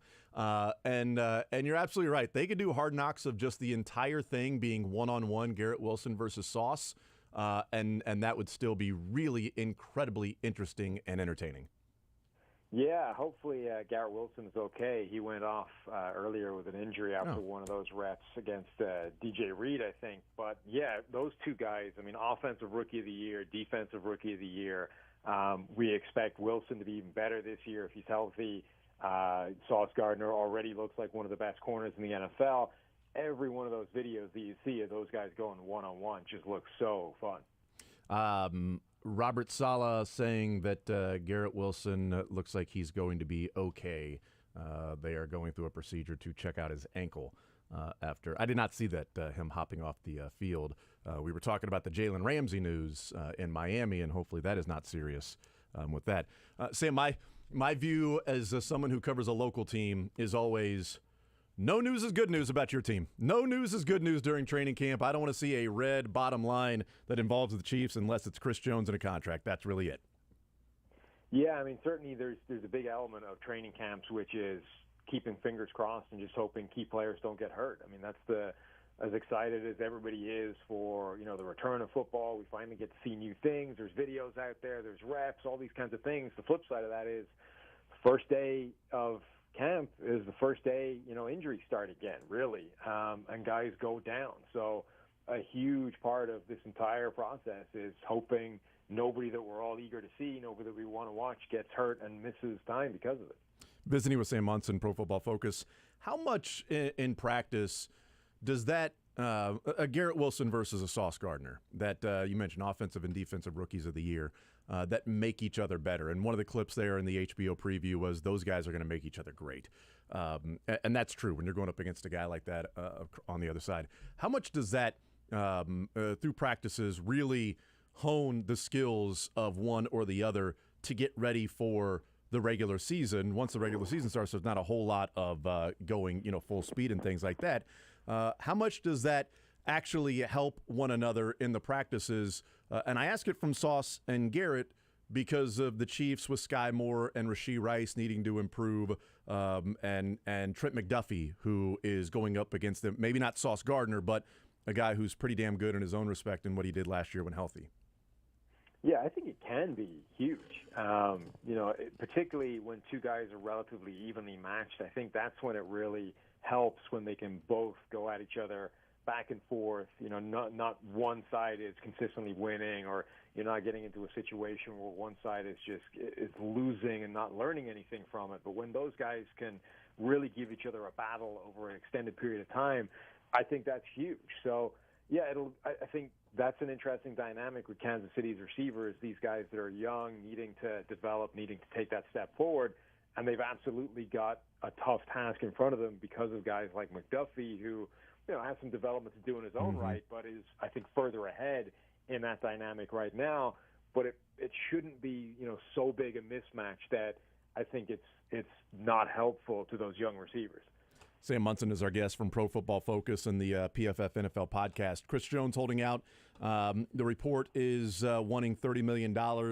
Obviously, a lot of conversation around here as to worth it, not worth it. At what point do you draw the line and say, look, we can't go to this number?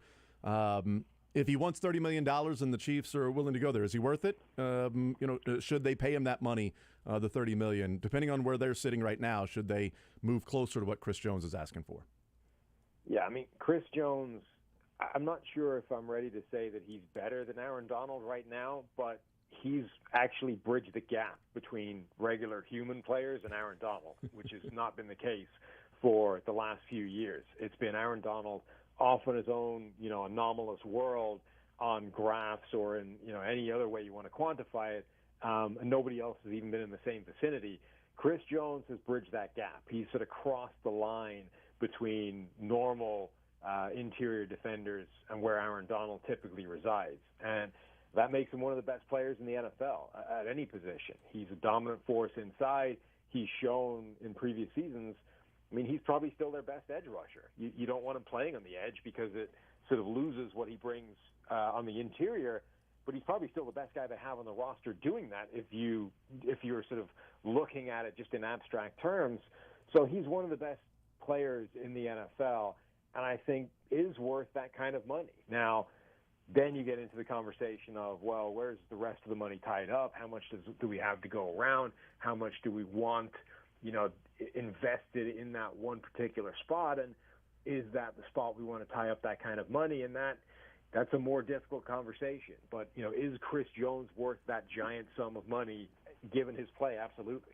Is it more important to have a superstar game record type player or have a defense where 1 through 11 there's no obvious deficiency, there's no real glaring hole, that it's even if it's just shooting par, but 1 through 11 you're solid, as opposed to you got this guy out there that is one of the best at his positions and he can wreck a game, he can stop a drive at any point by just his presence on the field?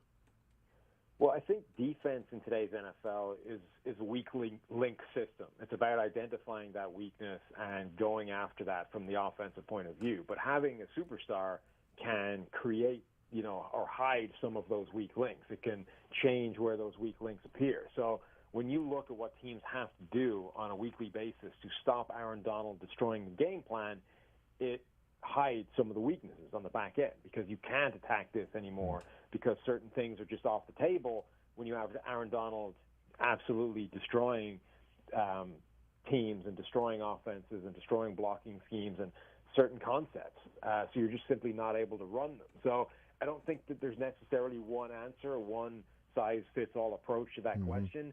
I think if the guy is good enough, he potentially changes the dynamic of what you want, which is to not have any weak links on a defense.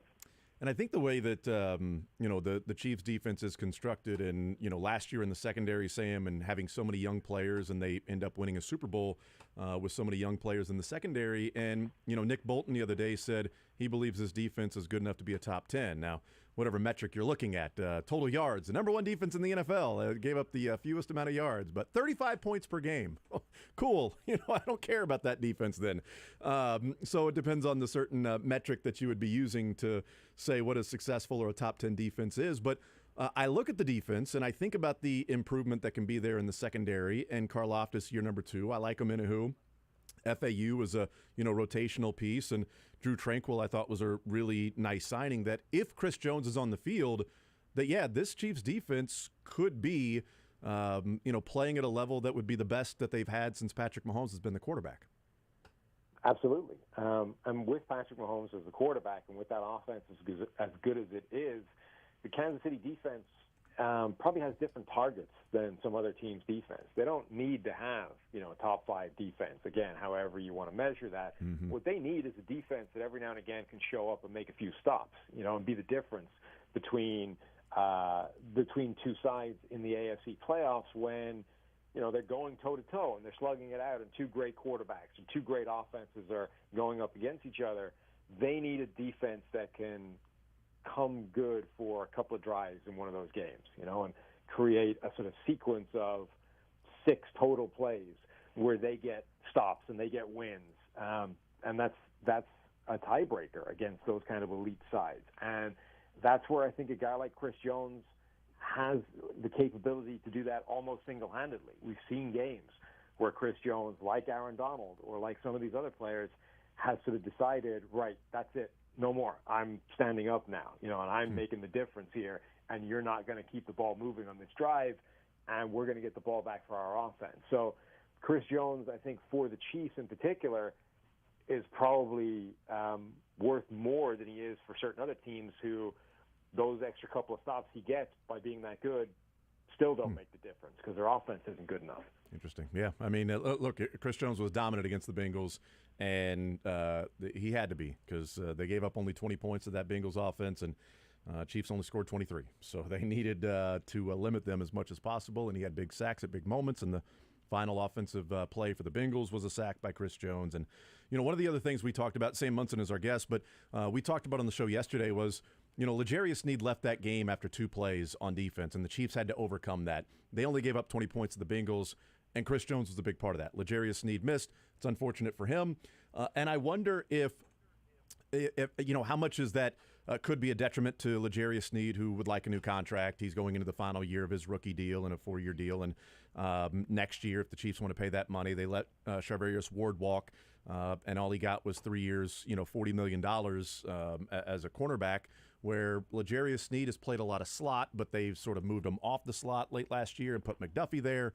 But I wonder, with the position flexibility that he offers, Sam, the value of a player like L'Jarius Sneed in Steve Spagnuolo's defense, or sort of the value that the Chiefs see in the traits when they drafted Shamari Connor and they've drafted Joshua Williams and Jalen Watson and Trent McDuffie, that I wonder if they're drafting the replacements already instead of paying the money that could be a premium on free agency for a guy like L'Jarius Sneed.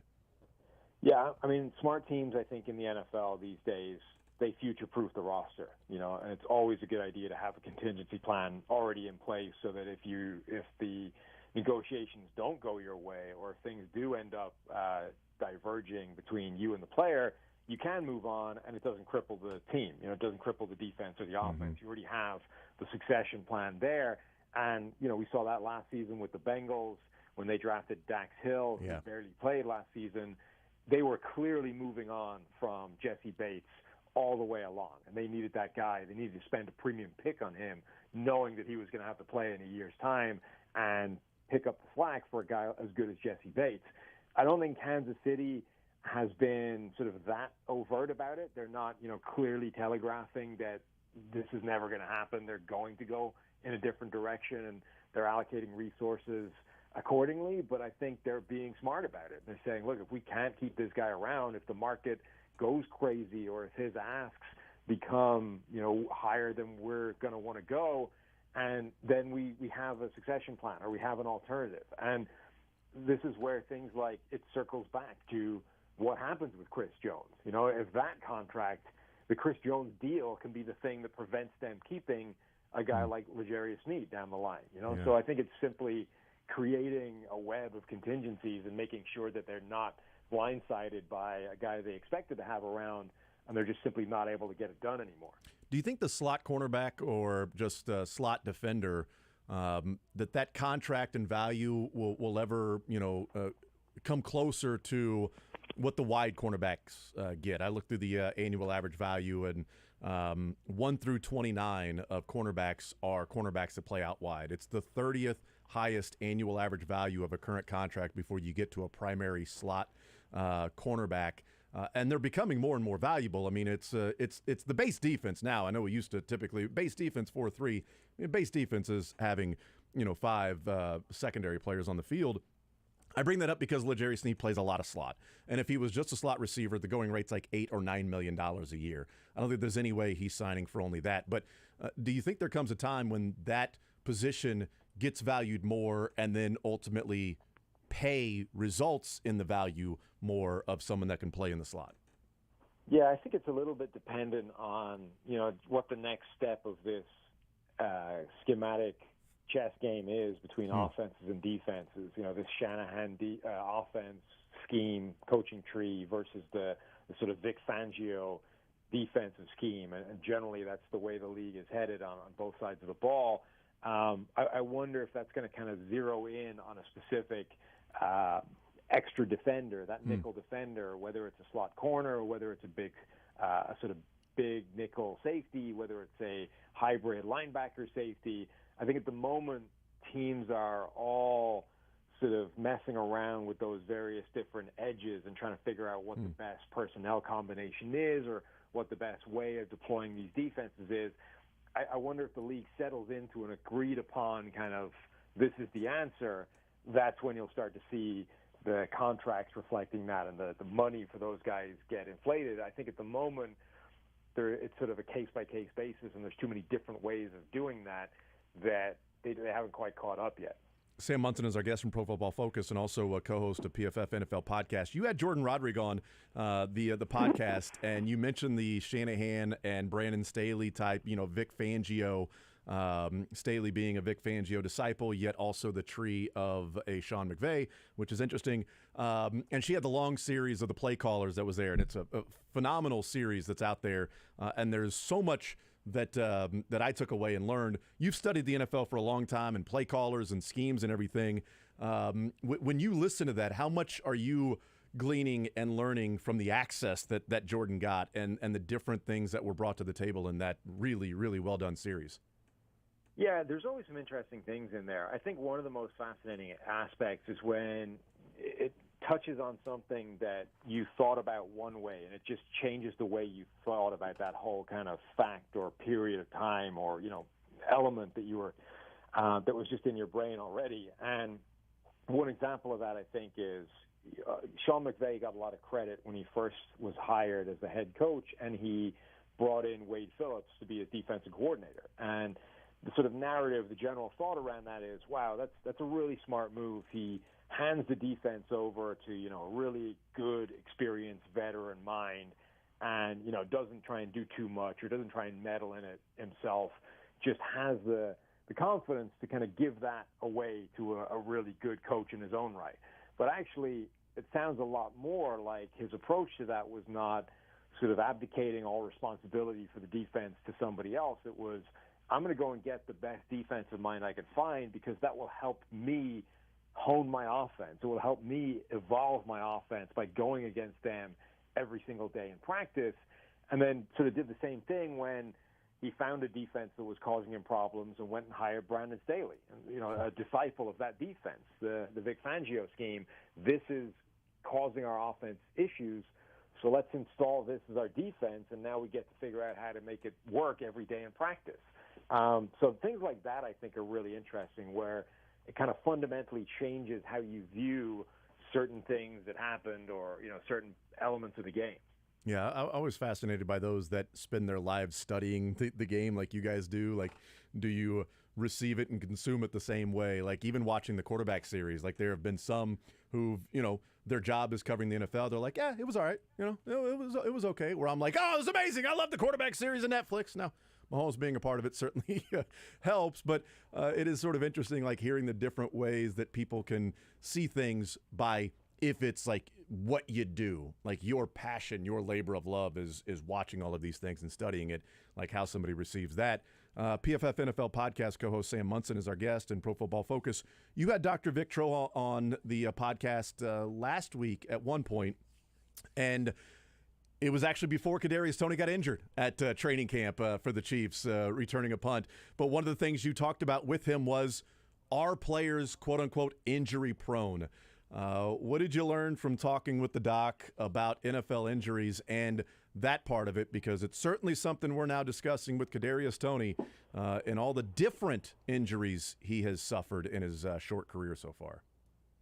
Yeah, it was a nuanced answer. Nobody, I think, starts off more injury prone than anybody else was the gist of it. So, two completely healthy people, neither one of them is more likely to just roll an ankle and get an injury, doing nothing out of the ordinary. But as soon as an injury is introduced, and when you're talking about the NFL, everybody's injured at some point. Every injury is now a constant. It's now a permanent part of the game. It's a guarantee in the equation somewhere along the line.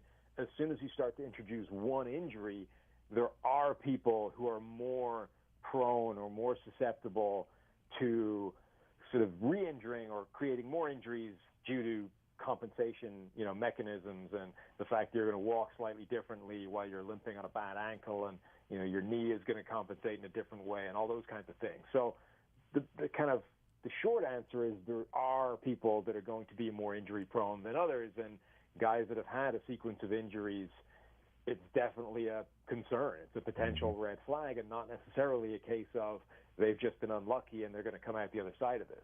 Yeah, that would be the big concern for Toney, in that maybe he's not unlucky. Maybe he's just a guy who, his body works different than a lot of ours, but maybe also works different than a lot of other NFL players and injuries and things like that. So certainly a concern for the Chiefs. Now, Sam Munson, Pro Football Focus, PFF NFL Podcast. Sam, great stuff as always. Love the podcast and the coverage and following all the stuff there at PFF, and I appreciate you joining us today. Anytime. Thanks for having me. Absolutely. There's Sam Munson. Great stuff. Love having Sam on. Love the conversations with Sam. And again, that PFF NFL podcast is really good. Him and Steve Palazzolo host that. And, I think it was last week at some point that they had Dr. Victro on and talked about a lot of injuries. And they even discussed, which injuries are specific to, NFL players and things like that, and maybe different positions. And so that was sort of fascinating. But the nuanced answer that he talked about, and nobody is more prone to an injury than another when you sort of just go through the same things to a degree to where you would go, hey, this guy's body is injury prone. But the interesting part when he said once that injury happens, then it becomes, and I think the number he used, and I think he was just throwing out a round term, is it 15, 20% more likely that it happens again? And if it happens again, does that then go to 25, 30% more likely that it happens again and happens again? And when I'm listening to that before Kadarius Toney gets injured, and then I'm hearing that, and Adam Schefter talks about the procedure that was done to clean some things up, whether that was this summer or it was last summer, you start to go, well, if this is the same knee and it was a procedure to clean some stuff up, and then the next year he had some other, issues there with the same thing and a meniscus, is this just something that is going to continue with Kadarius Toney? That is going to be at any point he steps wrong and, hey, now you got to go clean it up again. You're out a couple months. Plants wrong, now you got to go clean it up again. That maybe Toney wasn't more injury prone than somebody else, but that small little thing that happened then creates more and more. Or as he said, the mechanisms and the gait of the way you walk and run and move, if you're favoring one side over the other, and then it creates an injury over there, and now you're more susceptible to re-injury. All that relating to Kadarius Toney obviously is worrisome.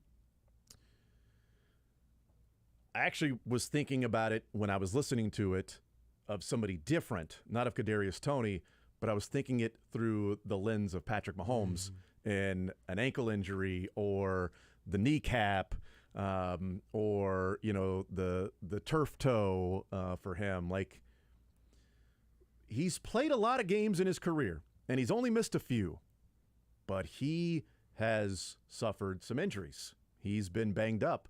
And as he gets older, that will only continue because his body will continue to break down. He can work out with Bobby as much as he wants and do all of some of those things, but you can do all the exercises and stretches you want, but when Arden Key falls on your leg wrong, that's a 240-pound man that's turning your ligaments the way that they're not supposed to go. It's nothing you can do to sort of prevent that. I guess maybe there's footwork or whatever that you can do, but regardless, you get the point. I was thinking about it from the lens of Patrick Mahomes when that happened. Let's take a timeout. We'll talk about that, and then Kadarius Toney, and then some other things that Sam said there, that Chris Jones has bridged the gap between regular human football players and Aaron Donald the way that people have not done before.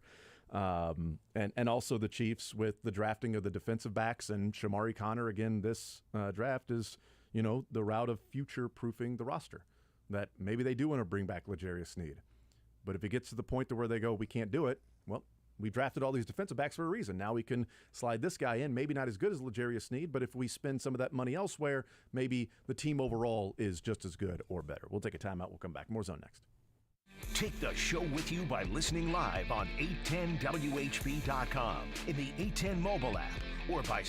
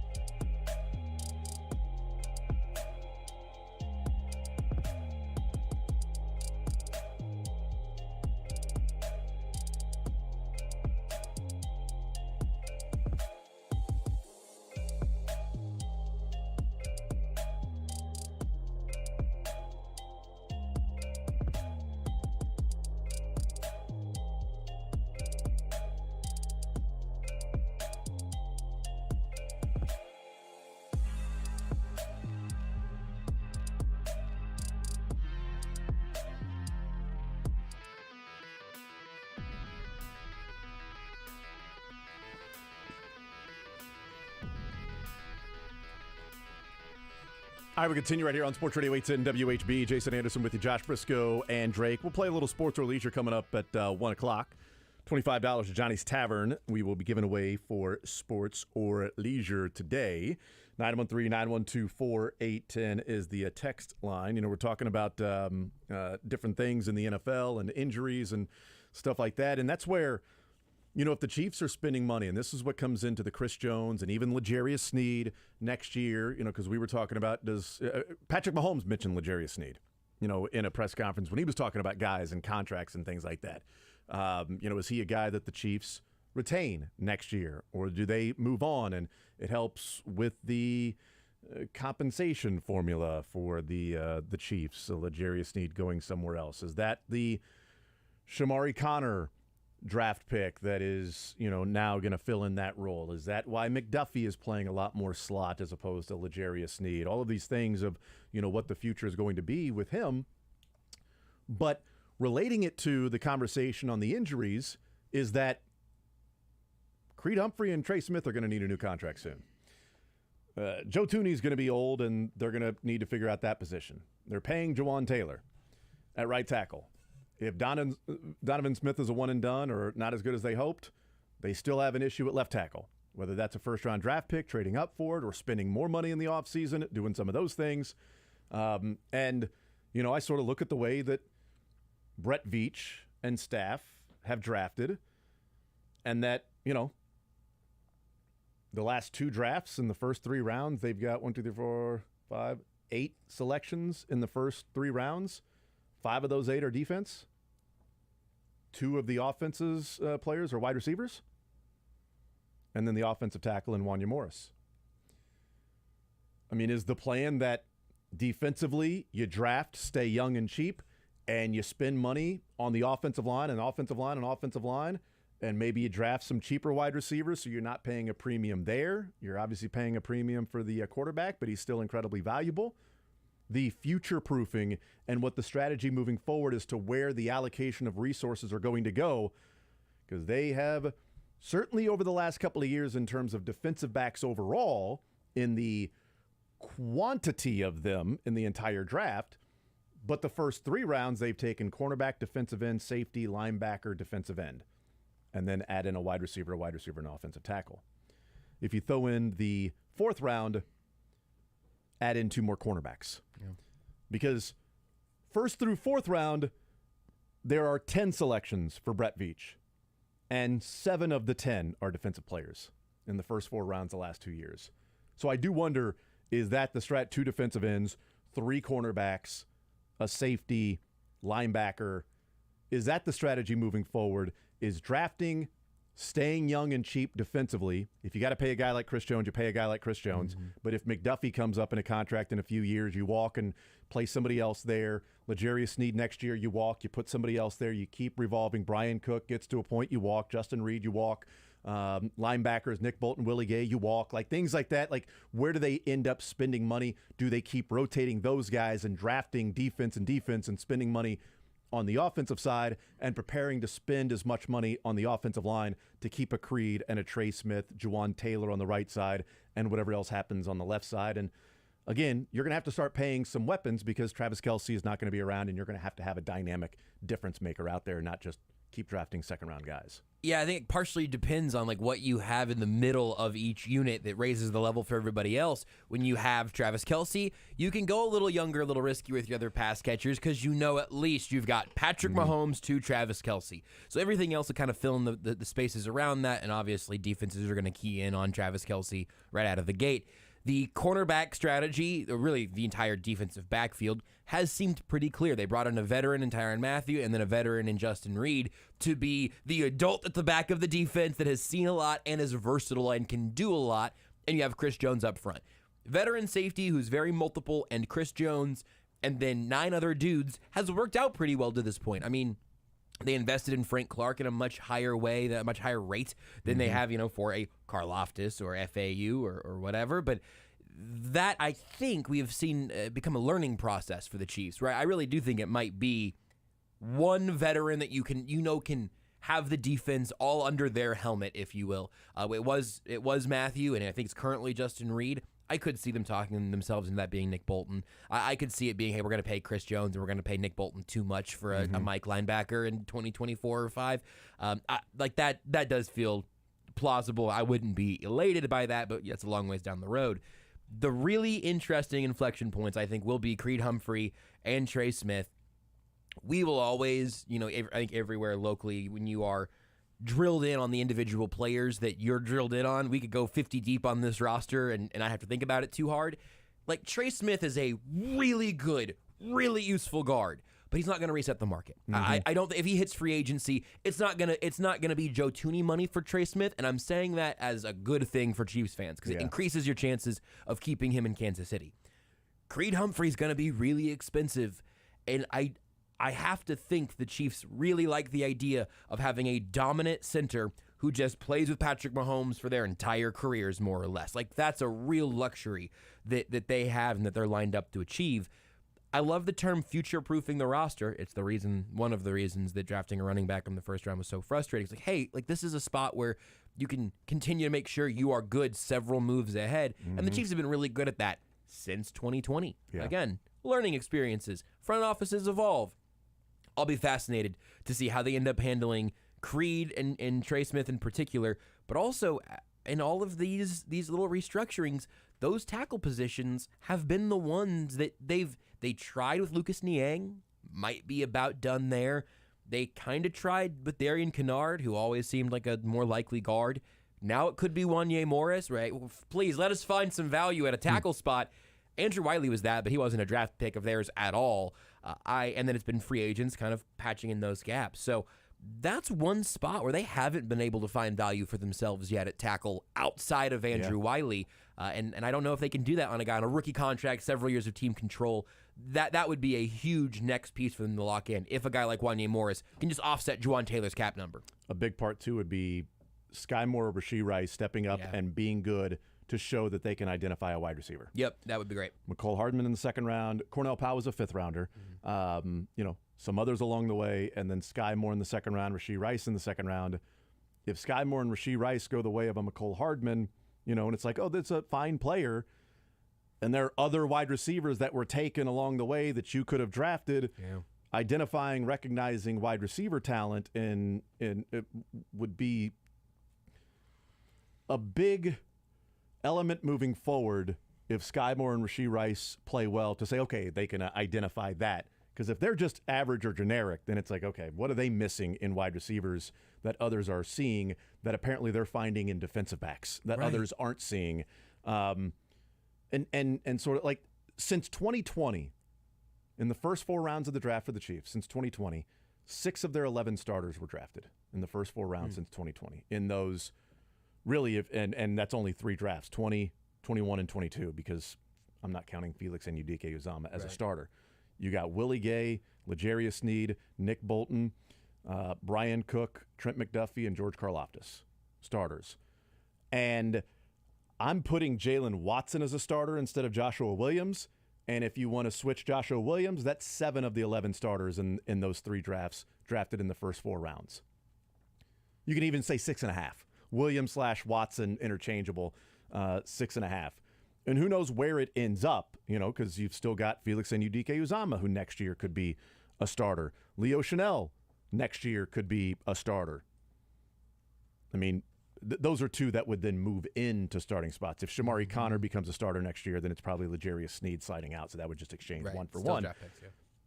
Offensively, you want to take guesses as to how many?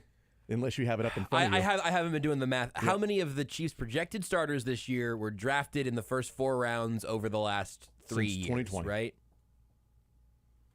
So that'd be 4 drafts, even if we want to count Rashee Rice. I don't even know. I don't know that he would be a projected starter. I mean, I think if you're just going like base personnel, probably not. So Creed and Sky for sure. I got 2. You can stop thinking. I'm thinking I'm stopping there. That's 2. That is incredible. 6 or 7 of the 11 starters on defense in those 3 years of drafting, and only 2 starters on offense.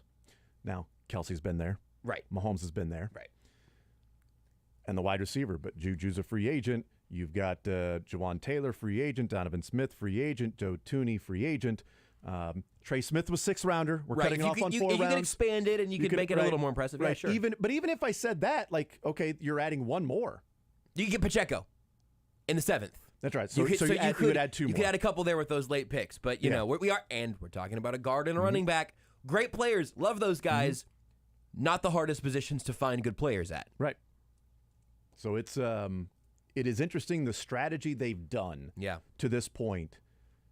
Does that continue where they focus defense, and supplementing other areas of offense, but the majority is going to be defense? I mean, since the 2018 draft when Brett Veach took over, I mean, of the 19 players that were drafted in the first 3 rounds, 12 of them are defensive players.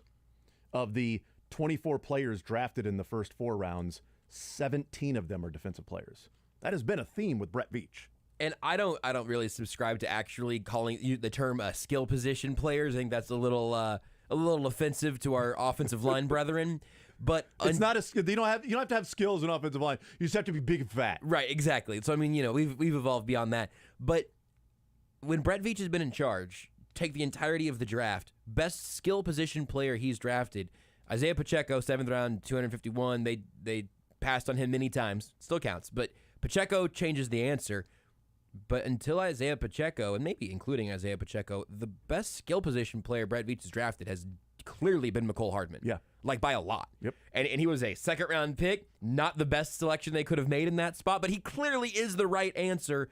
People, I think, underrate McCole Hardman still because he's not Tyreek Hill, all of that. He's the right answer for who's been the best skill position player. Yes. Not they moved up, they took him, they could have taken not the right answer in that spot. He was the right answer in that spot. I just want to clarify so people don't think Brisco just said that McCole Hardman was the right answer to draft in the second round. He is the best skill position player Brett Veach has drafted with the Chiefs with Isaiah Pacheco last year. He got, what was it, 12 games as the starter, whatever, ended up being 13 in the regular season and then going on. He will take that title if he stays healthy this year. Sure. But if you want to even like nitpick there on the impact they'd had in their Chiefs career to this point, it was definitely Hardman until Pacheco, and it might still be Hardman at the moment. It is an interesting thing that they just have not done. They haven't done a ton, but they haven't done it terribly well when they have taken that swing. And there are now 3 second-round wide receivers in this conversation, a first-round running back, and then a few other pieces as well. Yeah. I started that conversation just thinking of how it would relate to like Mahomes and protecting him. And are you going cheap and younger on defense because you always want to make sure those 5 guys in front of Patrick Mahomes, no matter how much it costs, are going to be some of the best at their positions so they can protect number 15 to make sure that his breakdown happens well later on into his career. Because he's not the Tom Brady quarterback that, he's not as mobile, but it's okay because this is what he's doing in the pocket. No, part of what makes Mahomes special are those plays that are totally unscripted and off platform and things like that. Because Creed's going to want some money. Yep. Trey Smith's going to want some money. They've clearly stated they're willing to pay a guard $20+ million a year. Yep. They did that with Joe Thuney. So if Joe Thuney's old and not making that money, does that then slide over to Trey Smith? And it probably wouldn't be the same amount. It would be a chunk of that. I really don't think Trey Smith's going to be a $20 million a year guy. But it's going to be a lot of money on the interior offensive line. There already is a lot there. There was a ton invested with Thuney's contract, 2nd-round pick, 6th-round pick. Well, next summer would be going into the final year of their contracts, final year of their 4-year contracts. And, are they going to be extension candidates, or do the Chiefs sort of stay with the players that are on 4-year contracts play their contracts through? Because Chris Jones wanted an extension, and they didn't go that route. L'Jarius Sneed probably would have liked an extension. They didn't go that route. At least we haven't heard of anything with L'Jarius Sneed and going that route. Not a peep. Next summer would be Creed and Trey Smith of maybe wanting an extension, or do you take that? Or is that just a blanket philosophy that, hey, we don't do this for anybody. They play out their 4 years, then we assess where they're at. Like, I don't know. That seems like too much of a hard and fast rule for an overall offensive or front office. My knee-jerk reaction is to say, man, it's really, really hard to imagine them letting Creed walk. Just because to find a guy in that role for that quarterback who has been this excellent to this point, it's really hard to imagine them letting Creed Humphrey walk. But also, if they do want to do an extension earlier, I don't have their numbers up in front of me. I'll have them by a break, or you might have them by the end of the sentence. But Trey Smith's made it a lot less money than Creed Humphrey has. The second round to sixth round, in terms of the salary you make as a draft pick, there is a gap there. It's not the gap from a top 10 pick or whatever. Right. But Trey Smith might be signable earlier on. Say, hey man, we'll go ahead and cut the line here for you. You're not going to hit free agency, but we're going to take care of you. We're going to give you some life-changing money that you've been well compensated through your rookie contract still compared to your average jobs. But the real your second contract is where your generational wealth can be found in the NFL. We're going to give you that a year early. Your cap hit will inflate right as soon as Joe Thuney's deal falls off, and you're going to be a Chief for the next 5 years. I could see them going that route if Trey Smith was interested in playing ball that way.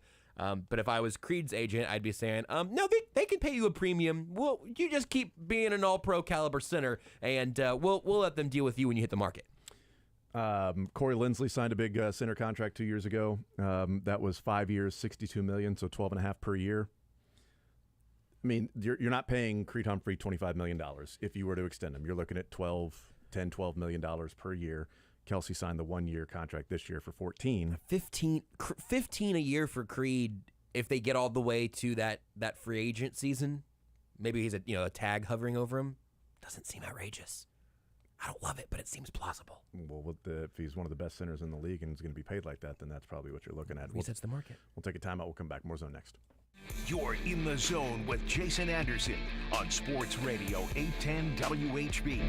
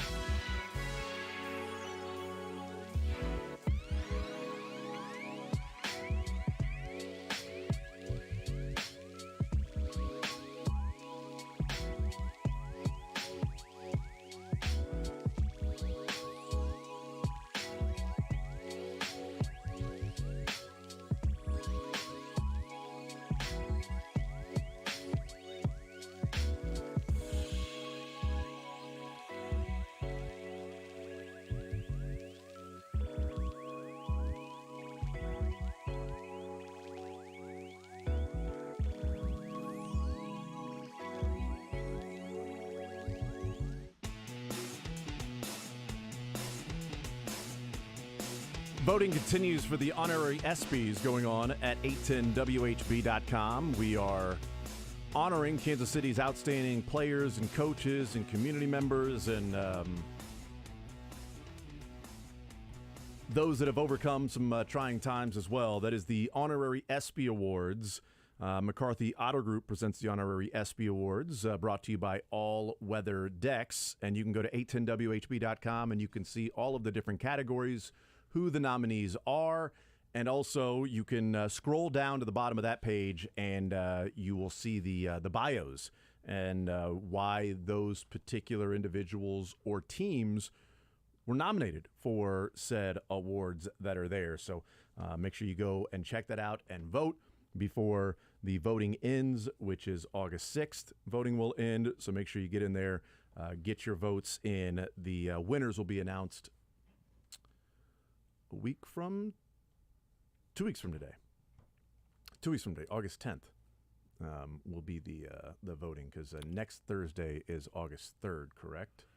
I know it's on 8/10, and whatever day of the week that is I wish I had a device. Is that not on that little piece of paper? I wish I had a device. It sure is Thursday, August 10th. It's right there at the top of that piece of paper. It is. It's right there at the top. It's right Winners there. announced Thursday, August 10th. It's a I was just going Thursday. off memory, and look, it's right there. I don't have to go off. I'll just read this. When you started to sound like you were guessing, I was like, well, maybe it's not on that paper. Voting began Friday, July 21st. Voting ends Sunday, August 6th. Winners announced Thursday, August 10th. That's 8/10, everybody. Oh. 8 is August.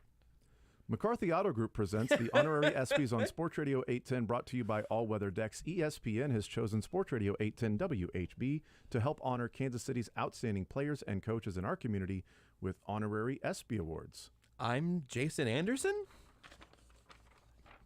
Go vote yourself, Kansas City.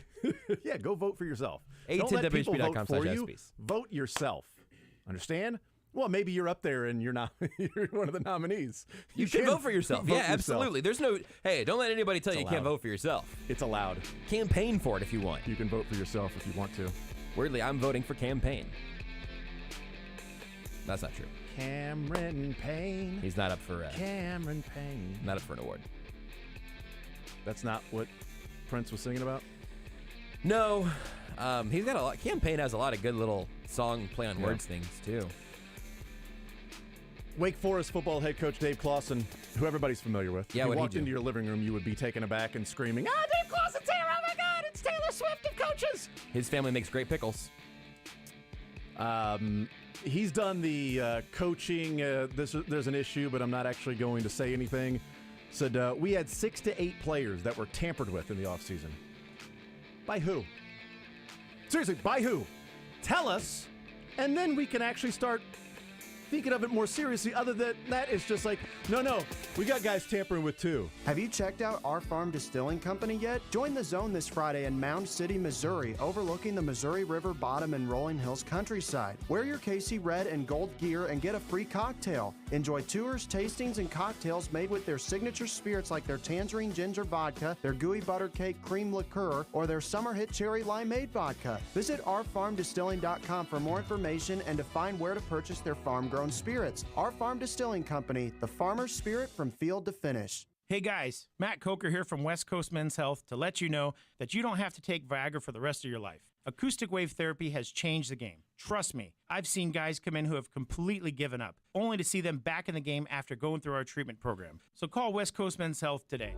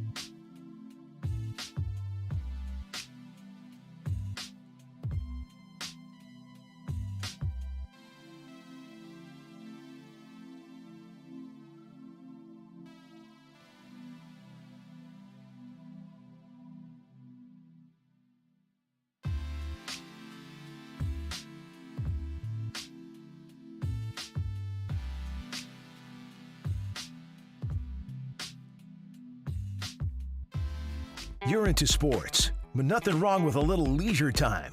Why not both? You're going to have a heart attack by the time you're 40 if you don't learn to relax. It's time for sports or leisure on The Zone with Jason Anderson.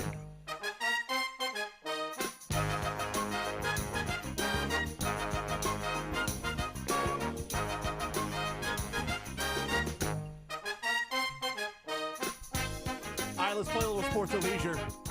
913-381-0810 is the phone number, 913-381-0810.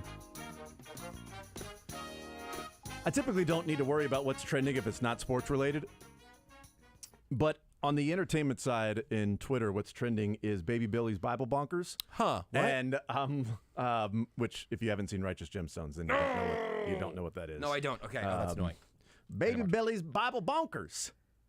Come on, Baby Billy's Bible Bonkers. And I'm like, how and why is that trending? But for some reason it is. And, but yeah, so I think it's trending because I guess it was renewed for season 4 was Righteous Gemstones. Oh, nice. Usually shows that people like get canceled after 2 or 3 seasons. Yeah. So that's a nice surprise. So people are replying with, so what about Baby Billy's Bible Bonkers? Is that going to be a part of it?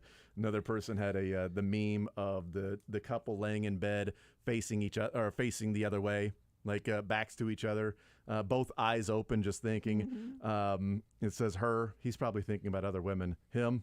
What if they never greenlight Baby Billy's Bible Bonkers? Every time you say that phrase, I Baby get Billy's Bible Bonkers. one step closer to starting the Righteous Gemstones. Go. Come on, man. Baby Billy's Bible Bonkers. So there you go. That's trending in entertainment because Righteous Gemstone picked up for season 4, as I've now put 2 and 2 together, and that would be 4 seasons. 2 and 2 together. That's right. Yeah, that's good. We'll play some sports or leisure. 913-381-0810. It is $25 to Johnny's Tavern that we are playing for. $25 to the premier sports bar in Kansas City. 10 locations, including Lawrence and Topeka. Topeka, where Drake was at last week. It's a nice spot. Was it? Where are you heading to this one today? It's Wichita. Today, actually, it's like open where one up in the there? world is the Drake? It doesn't. Carmen Sandiego, the syllables don't work. But he's going to be at a random Johnny's every Thursday. Drake's going to franchise one in Wichita. I'm actually hanging out with Petra this afternoon. Oh, there you go. At Johnny's, hopefully. That'd be cool. So $25 to Johnny's Tavern. You get a sports question, a leisure question right. You get them both right, you win. But real quick, as we get some people on hold, I do want to read some of these quotes from Sean Payton.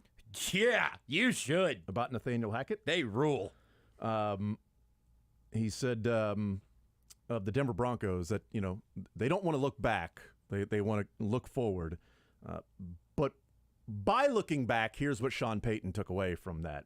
It doesn't happen often where an NFL team or organization gets embarrassed, and that happened here. Part of it was their own fault relative to spending so much bleeping time trying to win the offseason, the PR, the pomp and circumstance, marching people around and all that stuff. We're not doing any of that. The Jets did that this year. You watch. Hard Knocks, all of it. I can see it coming. Remember when Dan Snyder put that dream team together? I was at the Giants in 2000. I was a young coach. I thought, how are we going to compete with them? Dion's there. That team won 8 games or whatever. So listen, just put the work in. He continued, said in talking about Russell Wilson, said that he's got plenty of gas left in the tank. Said, man, we ran that kid through the car wash 100 times now. But that's a storyline, though. How is this going to look? How's it going to work? You know what? We're fixing to find out, as Bill Parcells would say. And then about Nathaniel Hackett and George Patton's treatment of Russell Wilson. This is where it gets interesting, even more than already those things. Says, oh, man, there's so much dirt around that. There's 20 dirty hands for what was allowed, tolerated in the frickin' training rooms, the meeting rooms, the offense. I don't know Hackett. A lot of people had dirt on their hands. It wasn't just Russell. He didn't just flip. He still has it. This BS that he hit a wall, shoot, they couldn't get a play in. They were 29th in the league in pre-snap penalties on both sides of the ball. That wasn't his fault. That was the parents who allowed it. It's not an incrimination on him, but an incrimination on the head coach, the GM, the president, and everybody else who watched it all happen. Now, a quarterback having an office and a place to watch film is normal, but all those things get magnified when you're losing. And that other stuff, I've never heard of it. We're not doing that. There you go. There's Sean Payton. I don't know Nathaniel Hackett, but he sucked. He's the worst. He was maybe the worst coaching job I've ever seen in the history of the world. Which is really good and super convenient because if it wasn't his fault, it would have been Russell Wilson's, and he's still my quarterback, so it's definitely not his fault. Quote, everything I heard about last season, we're doing the opposite. Which feels like the beginning of like an Arrested Development skit or something, right? Like, Robert Saleh has already responded because he was asked about those comments. Is obviously we're doing something right. If you got to talk about us when you don't play until week 5, when those two teams will eventually play. Also, Sean Payton's done a pretty good media tour this offseason. He retired for a little bit, came back and took this job and has been on the circuit. Said watching the games on film last year was hard to watch. True. You know what, Sean Payton? Agreed. Same. Agreed. Been there. Yep. That Thursday night Colts-Broncos game will be doing things to my football psyche for decades. Also calling last year, this is the quote that's getting a lot of play. Last year's Broncos, quote, one of the worst coaching jobs in the history of the NFL. Nothing against, I don't know Nathaniel Hackett. This is not a shot at him. I'm just saying, if we're ranking coaching jobs in the history, that's one of the worst by somebody who is probably a great dude. I don't know. But it's not Russell Wilson's fault.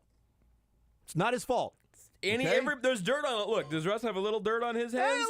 Maybe there's a speck. There's 20 dirty hands. But there's so many dirty. They couldn't get a play in. 20 dirty hands. Is that 10 people? I was wondering the same thing. 20 different people with one hand involved in the dirt. Well, there's also, the one-arm man. You don't want to his hands were dirty. Don't let your left hand know what your right hand's doing. Killed or his wife. Whatever.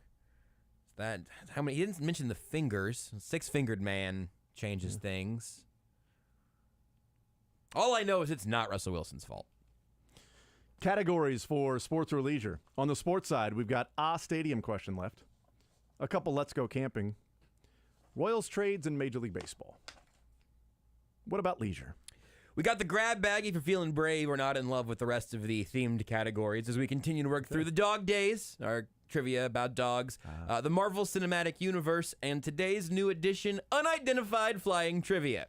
It seems like the government might have just been like, yeah, they're aliens. Sorry for hiding it for so long, but that's all you get. And the rest of the world has just kind of been like, hey, I got a lot going on right now. So I'm not really sure what's going on, but I figure we may as well go ahead and brush up on some aliens, both from the real world that we have some questions about or from fiction.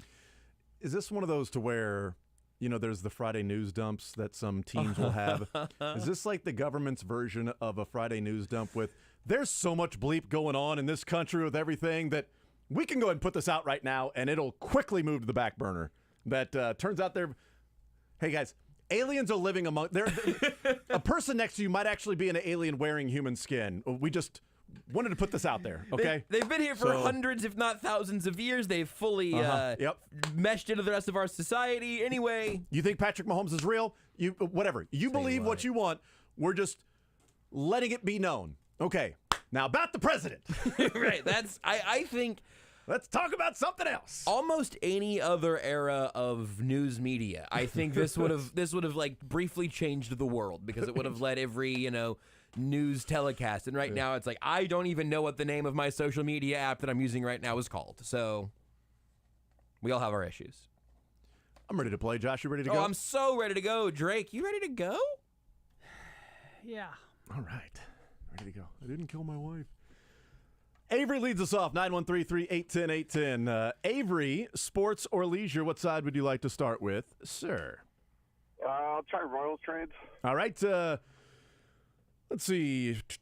The two biggest trades for Dayton Moore to finish off that Royals club that went to back-to-back World Series. The Championship Series MVPs and a cyborg closer. There was one player involved in both trades. So the two biggest trades that brought back some Championship Series MVPs, that being Kane and Alcides Escobar, and a cyborg closer, who you can go ahead and guess who that was. One player involved in both trades. Who was it? You're talking about the starting pitcher. I'm talking about the player that was involved in both trades, Avery. Yeah, he went up against Jordan Ventura in the futures game. I don't know. He was the American starter. The world starter was the other guy. You know a lot about this guy. If only you knew his name. Yeah. That would, if I could. God, I haven't won in a month. I'm nervous. You're sniffing all around it, man. Oh, my soul. You are sniffing all around it. You got initials? We've been playing Too High Shells on Avery, and he's just broken, right? man. I mean, this is a meltdown. I'm a broken man. Jake Odorizzi. Hey, Odor. See what it says? It's sniffing all around it. It's Jake Odorizzi. Thank you. Well done. I have no idea if that helped at all. But anyway, on to leisure with Josh. What category would you like? Got the grab bag, the dogs, Marvel, and the unidentified flying trivia. I guess let's crack open the unidentified flying trivia. I was hoping you would. I'm going to give you multiple choice here, but I need to know, when was the earliest documented unidentified flying object sighting? Your three choices are 1200 BC, 100 BC, the year 1086, and 1941. I'll do the... Did you say 12,000 BC? That was A, yes. Is that comically too long ago? I mean, I can see them a lot of those ancient alien shows. They carve it on the pyramids, and maybe. This is not a hint. This is just a clarification. There is documentation from when this thing was. That, I mean, look, is it going to say I don't want to say names of aliens. They're going to show up later on here. But No. I saw E.T. up there? I don't know. I'm not saying it was filmed, but earliest documented UFO sighting. Okay, give me the years again. I'm sorry. 12,000 BC, 100 BC, 1086, 1941. I guess I'll try 1941. That is incorrect. I would have It gone predates it. 1941 as well. I Avery. sure would have also, and then I learned Man. something about a UFO sighting from at least about 1,000 years ago earlier today. Avery, thank you for playing, man. I appreciate it. All right, have a good one. All right, see you. 913-381-0810 is the phone number, so you've got 1 out of 3 now. Yes. One of 3 guesses there. Predates 1941. Apparently. Thought maybe it was the Hills. Not Benny, but whatever married couple that was the first big national sort of story that they became famous for the alien abduction. I don't know which about is sort of which is their story is sort of like the alien tropes we think of now, right? That's like the gray aliens and sort of big eyes can talk and the round the probe and the long needle that was stuck into the navel and everything. I want to say Benny Hill, but Barney and Betty Hill. Barney and Betty Hill It was the incident. Hills. Here's a nice picture of them with their dog on Wikipedia, and so books written about it. There's movies. There was a X-Files specific episode that was based all around their story. Those Kate McKinnon sketches, though, where she was talking about her abduction experiences, were some of the best SNL sketches in decades. All right, let's go to one of the answers was Kate McKinnon. That's too bad. Right? No, thankfully we're clear. But you guys have tiptoed around a couple. Yes. We're all right. Well, that would have been if the Hills were one of them. They certainly weren't. I'm learning about them now. Actually, Tyreek Hill. Andy next up. Seems like an on alien. Sports Radio 810. Actually, you know what? He's right. If he were that guy's not human. He's not. Sports or leisure? Andy, what side do you want to start with? Let's go sports. All right. What category are you thinking in sports? I'm thinking camp. Camp, okay. Now, mind you, these are players that have the word camp in their name of some way, shape, or form. Okay. The second-round pick in 2008 has been one of the best defensive linemen in all of football. Now, going on 13 years in the NFL, 6-time Pro Bowler, played most of his career with the Cardinals, but was also a Jaguar and Raven. He's now an Atlanta Falcon. He needs one more sack to get to 100, which I learned looking this up.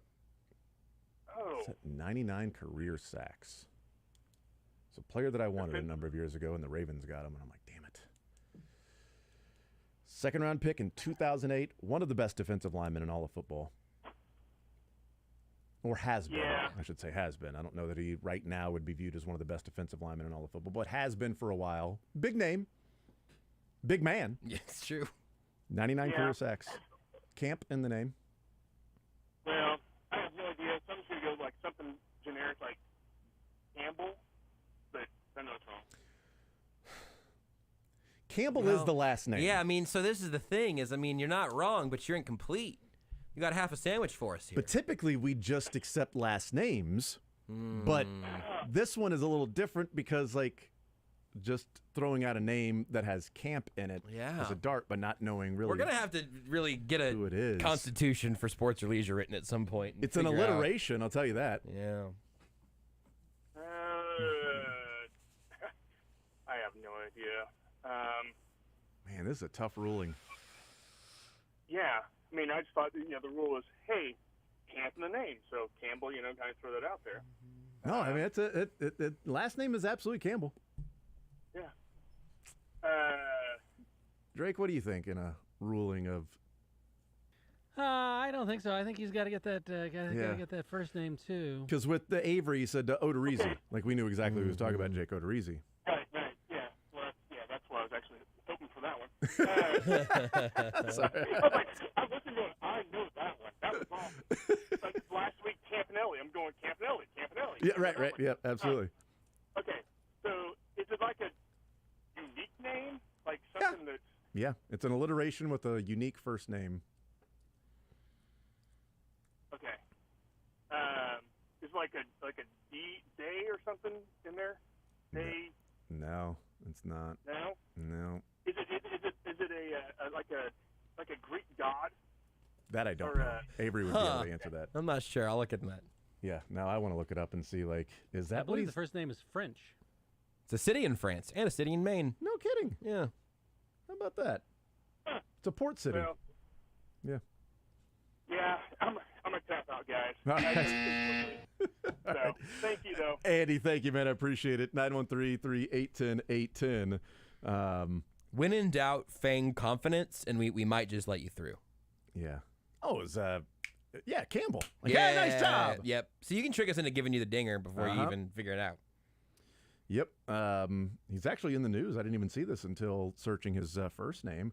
But it said, facing the Patriots last year, and Mac Jones said he was kind of disrespectful. He said, I don't even remember now what he said, but it was just trash talking to the highest level. But it was just, you don't trash talk me. It's like, I don't know what he was talking about. But anyway, let's move on. That question is out there if you know the answer to the first name of Campbell. Logan, next up on Sports Radio 810. Logan, sports or leisure, what side do you want to start with? Let's go leisure, sir. What category would you like? Marvel. All right, let's give you one of the Marvel questions. He's got a very Marvel name. Logan. I know. Yeah, that's right. Ooh, interesting. Do you want a Wolverine question? Let's go with this one. Kansas City native Paul Rudd plays Scott Lang, a.k.a. Ant-Man. What gives Ant-Man the ability to shrink down in size? The Pym particle. Wasn't he bit by an ant? I can never remember. I can never keep it straight. Logan was bit by a Wolverine, right? Isn't that how it haapens? Exactly. That's how that works. Robert Downey Jr. was punched by an Iron Man. It was that actually is closer than you. I mean, I think there are shards of metal in his body, point. so That's right. you're kind of right. Not wrong. All right, on to the sports side. We've got a stadium question left. We've got Let's Go Camping. The question's out there, also a fresh one. We've got Royals trades and Major League Baseball. Major League Baseball. All right. Here we go. Pablo Lopez with the complete game shutout, allowing 4 hits, no walks, and 12 strikeouts. Can you tell me what active player has the most starts with at least 10 strikeouts and no walks? What active player has the most starts in Major League Baseball? Would you give me a hint as far as American League or National League? I think he's only been in the National League. So, he's been. You know what? Yeah, he's actually been in both the American League and National League. He started in the American League. Yeah, he started in the American League, and then I was going to throw Marcus Stroman out there because I know he's had a heck of a year this year. He started in the National League, then got traded to the American League. Then he's been in the National League since then. So 1, 2, 3, 4. This is his 5th team that he's on. Let's go Verlander. Verlander is not a bad guess. He's there in the mix, but he is not number one there. Logan, appreciate it. Thank you, sir. 913-381-0810. This is also a 3-time Cy Young Award winner. I believe in you, Logan. You'll be regenerated and ready to go again for next week. That's exactly right. And was an SEC legend. Not really. SEC legend. Not really. That doesn't mean there's no way to give a conference-based hint anymore. I know. That's actually kind of the every conference legend. It's actually kind of the joke. Kind of the hint. Yeah, I think I actually just figured it out. Based, I was only, I'm litigating rules over here. Brad, what side do you want to start with, sports or leisure, sir? Give me that Calais Campbell question. Okay, let's look for the Calais Campbell question. This second-round pick in 2008 has been one of the most dominant. Yes, it's Calais Campbell. Calais Campbell, which is a city in Maine. And France, apparently. Good to know. Don't have any geography for you here on the leisure side, but what category would you like? That UFO question again? Yeah. Question? Yeah, when was the earliest documented UFO sighting? I got multiple choice still. You want that one? Yeah. Okay. The remaining options are 1200 BC, 100 BC, or the year 1086. I gotta go 1086. Oh, he gave the. Wow! I thought he was giving the thumbs up. Drake thought he had it. No, I'm sorry. I was loading up a thumbs down. Yeah, he reached over with the thumbs up and then turned him down at the end of his gesture. It was a tough one because you came in so confident for Calais Campbell. Started this way with the thumbs this down. way. I like to do the gladiator thing. Really, I like to kind of tick it up and then flick it down. It did a full a lowercase n, just a big swoop. I'll swoop it over. Just a big thumbs up over the arc and down. But there are two options remaining here, and I will give you the evidence once we arrive. But we have Brad. Thank you for playing, man. I appreciate it. Cleared out the last 2,000 years or there we so. Go. 913-381-0810. We'll take a timeout. We'll come back. Lots of questions still left and opportunities to win $25 to Johnny's Tavern. We'll take a timeout. We'll come back. More Zone. 913-381-0810. It's a Thursday edition at Sports Radio 810 WHB. You're in the zone with Jason Anderson on Sports Radio 810 WHB. Hey folks, it's Todd Lebo here for my friends over at Robert Brogdon's Olathe Buick GMC, the #1 GM dealer in the area. And they're #1 for one good reason, and that's the customers. They have special deals for the customers that keep them coming back decade after decade. You receive a 90-day money-back guarantee on every new Buick and GMC purchased. You've got an incredible selection to choose from. Stock is up now. The vehicles are coming through. They've got over 200 in stock, including the all-new GMC Yukons, Sierra HDs, and the redesigned Canyon, which is very cool. You receive the best prices as well, with up to $8,000 off the new GMC Sierras or $4,500 off the Buicks. Check out more information online at their website, robertbrogdon.com. You can search all the vehicles there, whether they're new, certified, used.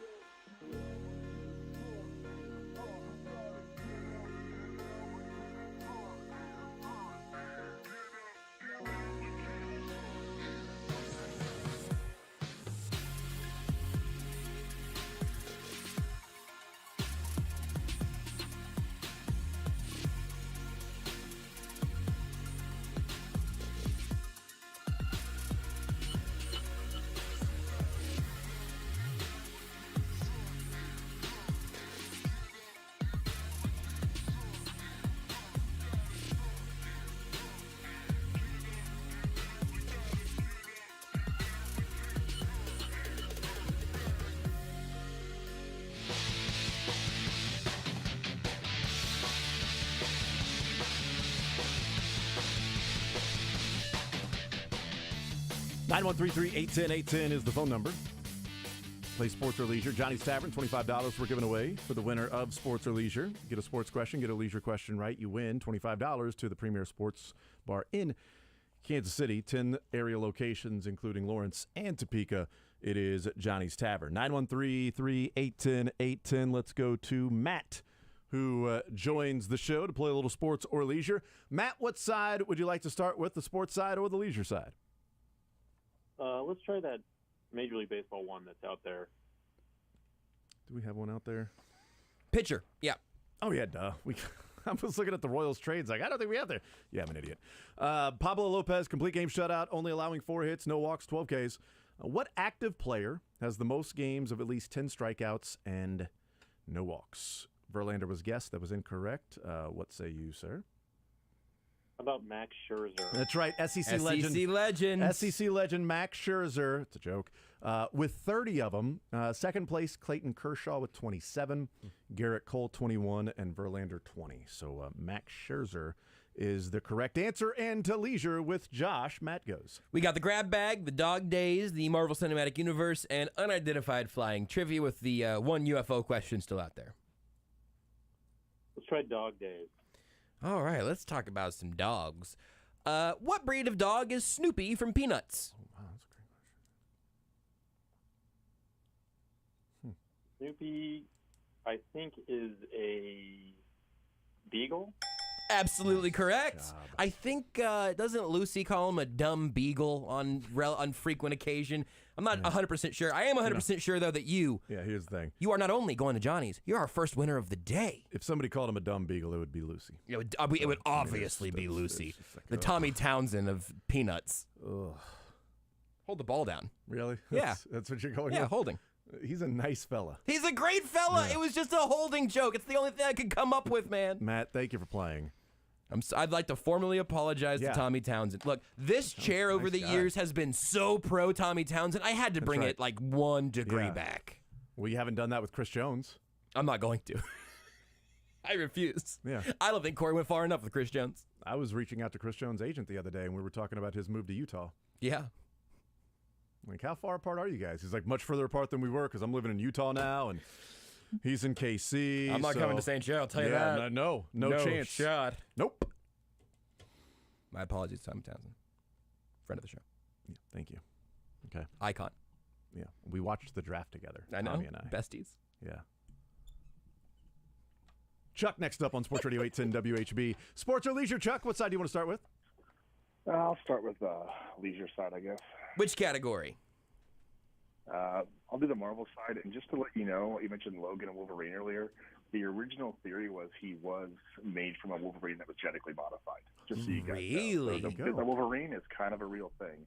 It didn't come to fruition. That was what it was. But that was the original working theory when the creators made him. What? Where does the adamantium come from in that mix? Adamantium is its own unique metal. It was kind of made to be its own thing later down the line, but I'm getting sidetracked in my nerddom here. No, I appreciated it because I've learned more about Marvel than even I can, ask you in return here. So I'm gonna. Well, Black Panther was bitten by a Black Panther. That's absolutely That's true. the Weapon X program, Josh. Come on. The Weapon X program. Look, I've admitted I have a blind spot in a lot of X-Men trivia. That's really kind of Renee's area. So if anything I can take home from this conversation, might pick up my reputation in the house a little bit. It'll pick up your reputation here if you can tell me this one, because I would have had no idea. What was the name of the character that Game of Thrones star Peter Dinklage cameos as in Avengers Infinity War? Oh, I remember this now. He was the dwarf that made the, is it Eitri? It's freaking Eitri. Yes, it is. He helped Thor create Stormbreaker. What a pull. The name is freaking Eitri? Freaking Eitri is his full name in the credits. He goes by just Eitri in the film. What a great name. What a and great... It was a giant. He was a giant. No, he was a dwarf.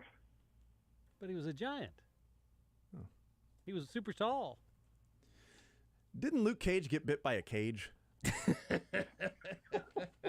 That's where Nicolas Cage got his stage name. From Luke Cage? Yeah, right. I actually didn't know that. What? That's is that amazing. True? Correct. Yeah, it is. Oh. He didn't want to use his real name because he didn't want to get accused of just using his family name.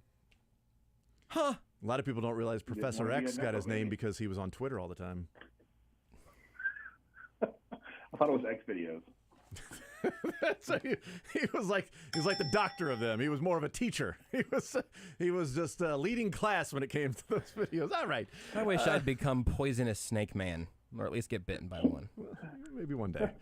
Maybe one day. All right. On to the sports side. We've got a stadium question, a camping question. We've got Royals trades and Major League Baseball. Let's go Royals trades. All right. Royals trades. Who were the 3 players the Royals got back in the Carlos Beltran trade? Ooh, I actually know this one because it was such a horrible haul. Let me make sure I'm thinking the right ones here because they got Mark Tehan back. Yep. Right. Hold on, I think it's the right trade. Hold on. They wanted the catcher, third base, and the pitcher. Jesus, that's right. It's yeah. Okay, I'm right. John Buck. Jumbo. Mark Tehan. Mm-hmm. And. It wasn't Blake Stein. It wasn't Blake Stein. Okay. Tony Pena said it great. Yeah. Mike Wood. That's my Wood, Wood. Right? He said my Wood. Oh, my Wood. My Wood. There you go. Nice job. Mike Wood, Jean-Ba, and Mark Tehan. Was Peter Dinklage in Thor: Love and Thunder? I don't think so. I didn't see it. Looked like maybe he was getting teased in it at some point. He was not. Maybe. Okay. All right. Very good. You know, Captain America was bit by America. That one actually is one of the more literally true ones of the group. He was bit by the American dream. He was injected with a super soldier serum. He was pretty much bit by America. I was injected with America. They left the A off. They put it in my A, but it was America. All right. It was nothing but natty lights and barbecue. Natty Light barbecue, hot dogs, apple pie, and he grew into this guy. Chuck, we'll put you on hold. Congratulations. Well done. Actually bitten by Joey Chestnut. If you want to What hasn't been bitten by Joey Chestnut? That's right. Chuck, well done. We'll put you on hold, get your information, and you can enjoy some hot dogs there wherever you go at Johnny's Tavern. You can enjoy a little slice of Americana. Do they have hot dogs at John? I've never thought to even look. They totally might. Yes. I don't know. Let's go to Brian next up on Sports Radio 810 WHB. Brian, sports or leisure? What side do you want to start with? Let's try leisure. Oh, which category? Dog. All right. Sorry, I was Googling to see if, if Johnny's Tavern had hot dogs. Voiced by John Travolta, the title character of what 2008 Disney animated film is a white dog with a lightning-shaped marking on his coat?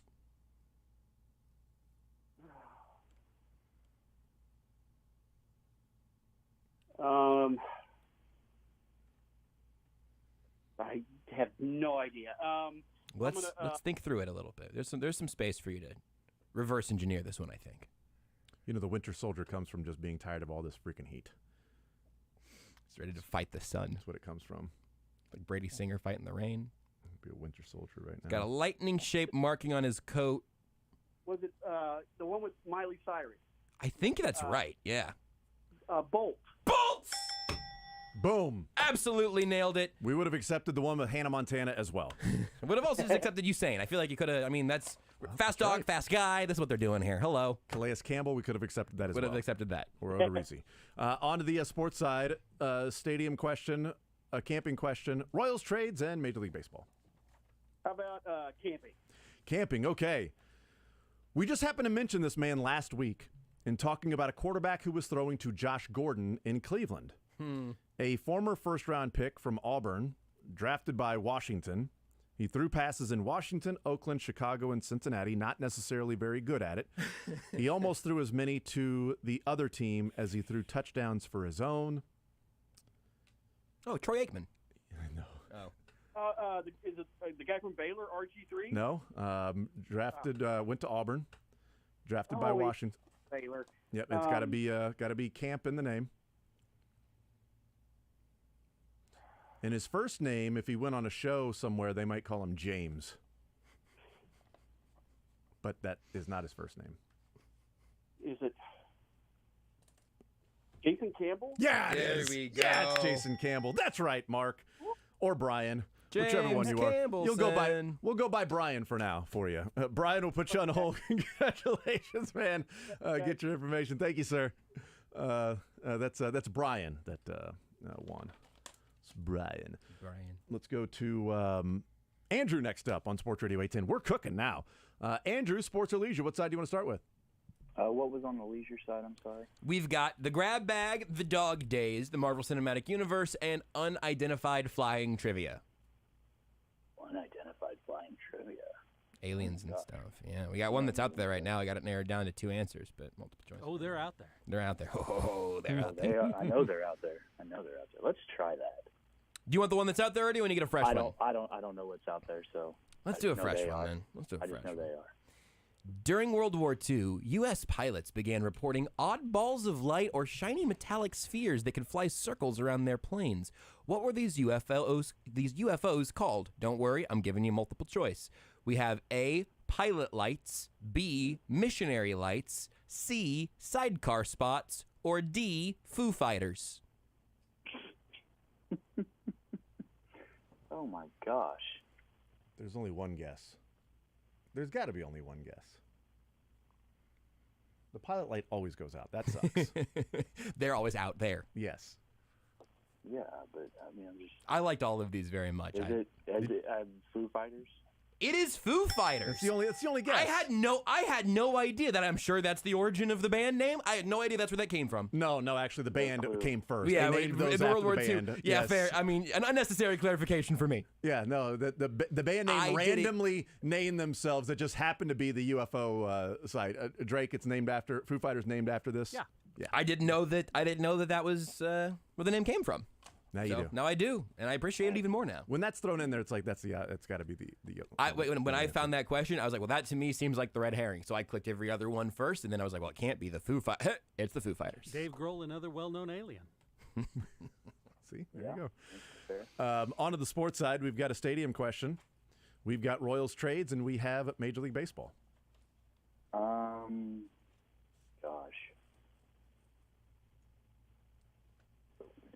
What is the state? Is the stadium football or? It is football, actually. Is it NFL? It is NFL, actually. Let's go for it. All right. Name any of the 3 NFL stadiums built between the construction of Arrowhead Stadium and when the Jags opened their new stadium in 1995. Oh, what? There are 3 current stadiums that were built between Arrowhead in 72 and the Jags Stadium in 95. Oh, my goodness. Any of the 3 we will take. I don't think I'm giving anything away. So the Jags have like the 6th oldest stadium in football or something? 5th, yeah. Arrowhead, these 3, and then there are a handful of we've done trivia on older ones than Arrowhead recently. Yeah. So So it'd be like the 7th. But yeah, I mean it's right in that range. That's shocking. Yeah, Lambeau Soldier, and then I think Arrowhead. Really? Okay. And then these 3, and then Jacksonville. That's shocking. Really is. So Arrowhead's one of the oldest. Wow. It is now. Yep. Let's just go Heinz Field then. It is not. When would they have been? When was Heinz Field built? I'm not sure. But Was that after? Was that or before? Well, it was. I can tell you, it was after the Jags, because there's no way a question would be wrong. Really? Yes. Hold on, Andrew. That sounded skeptical. It opened in 2001? See, told you. It was after 95. What? Just listen to me. So Three Rivers, they older imploded that. than Arrowhead. Almost. Yeah. Andrew, thank you for playing, man. I appreciate it, sir. 913-381-810-810. All these stadium questions have taught me 2 lessons. 1, we don't build them like we used to, apparently. And 2, I do not notice when teams change stadiums very often unless they move locations or it's a big deal at the time. And 3, while we don't build them like we used to, we built a lot of them recently. Yes, we have that's built true. a lot of them recently. Yes. All right, we'll take a timeout. We'll come back. We'll continue rolling with some more sports or leisure coming up next. You're in the zone with Jason Anderson on Sport.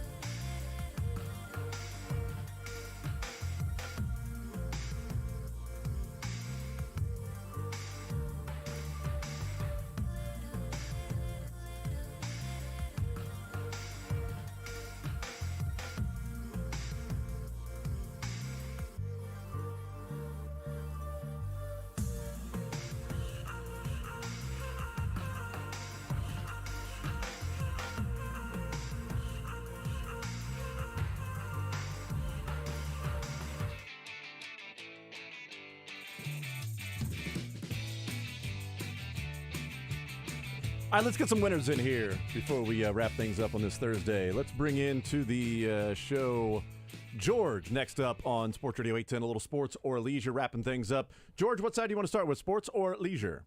Let's go Royals Trades. Royals Trades for you. How about old school? All right, let's go a little old school then. Let's go with this one. This player was traded by the Royals in one of the more controversial trades in history. Package of players brought back Kevin McReynolds, Greg Jeffries, and Keith Miller. That would be Brett Saberhagen. Unfortunately, yes, that was the trade of Brett Saberhagen. Yes, on to leisure with Josh. We got the grab bag, the dog trivia, Marvel, and the UFOs. What do you like? Let's go dogs, old school. Let's go real old school then. Old school dogs. In 1936, I was ready for you. What popular food brand debuted its first 13-foot-long vehicle shaped like a cylindrical food item as a way to promote its products? Oh, it's that Wiener Mobile. Mm-hmm. Oh, who makes the Wiener Mobile? Does it have a first name? Oscar Mayer. Oh, Oscar Mayer, indeed. First name and last name. That's the full name. I was George will put you on hold. Get your information. Congratulations. Well done. See, it's easy. It's quick. Boom. $25. Johnny's Tavern heading his way. Let's see what Kirk has. 913-3810810. Kirk, sports or leisure? What side do you want to start with? I'm going to take that open stadium question, please. Yes. Name any of the 3 stadiums that were built after Arrowhead and before '95 when the Jags built their stadium. Well, considering that I work for Highmark, I better get Highmark Stadium in Buffalo. Buffalo is correct. That is correct, and they're building a new one. Yeah. The stadium was built in '73, the year after Arrowhead. What were the other answers? Superdome in '75. Okay. And Dolphin Stadium in '87, which you don't think of because they've had all the upgrades now, Hard Rock, and they've got the canopy and everything, so it looks more new than '87. Well, and the Superdome obviously got a lot of renovations done. After. I mean, exactly, so boy, yeah. that's really interesting. Absolutely. On to leisure with Josh. What category? Well, I was hoping for that Foo Fighters one, but I'll have to see what else is out there with the aliens. There are other questions that aren't out there yet, and then the one that's out there with the earliest documented UFO sighting. Which one? You want a new one or you want that one? I don't want that one because that's Okay. a shot in the dark. Give me a new one. E.T. the Extraterrestrial has had tremendous cultural impact since its release in 1982, but what was the name of the child who E.T. befriends in his search to go home? Elliot. That's Elliot, baby. Elliot. Well done, Kirk. That's a winner for Kirk. Nice job. That was quick. All right. Look at that. Thank you. Well done. 913-3810810. Let's see if we can sneak in a couple more. Mark, next up on Sports Radio 810. Mark, sports or leisure? What side do you want to start with? Let's go with the leisure. Which category? I'll go with the UFO. I'll see if I can get that one. We've got this one narrowed down to 2. When was the earliest documented UFO sighting?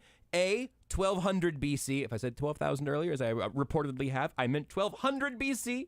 Or B, 100 BC. When was the earliest documented UFO sighting? 1200 BC. Oh, no. Mark, that one sucks. took 3. Yes, dang it. 3 Mark, losses. all right, last one. Shane, wrapping us up here on Sports or Leisure. Shane, what side do you want to start with? Let's go sports. I don't want Royals trade. What was the other one? We've got Major League Baseball now. Just Major League Baseball left. Okay, then get a Royals trade. Let's do Royals trade. All right, very good. Sean Manaea was traded for Ben Zobrist at the deadline. Royals were able to draft Sean Manaea because they saved money on which first-round draft pick? Hoshaver. Damn it. Wasn't Hoshaver. Damn it. I thought he had it. Sorry, Shane. Hunter Dozier. I heard, I was like, haha, Yeah, all I know, I right, thought here we you had it go. too. Hey, Hunter- man. Hunter Dozier. Just say 100 BC and you got a free win. Not the case. So can I read you the update here? The earliest please. known report, this is on the internet, of a UFO sighting was by Julius Obsequens, a Roman writer in 100 BC. He claimed to have seen, quote, things like ships in the sky over Italy. How about that? Could have been just a plane. Definitely could have just been like a jet of some sort. Couldn't have just I see things that are flying overhead all the time, and I'm like, that's got to be a UFO. No, it should be just a Southwest flight. Is there any chance he had never seen a big bird before? Like from Sesame Street? Yes, It wasn't the invented big yet. bird. He'd see some grouches, though. I know that. Damned Oscar and Lucy. Both of them suck. Program next. Hi, everyone. Kevin Harlan here with Kansas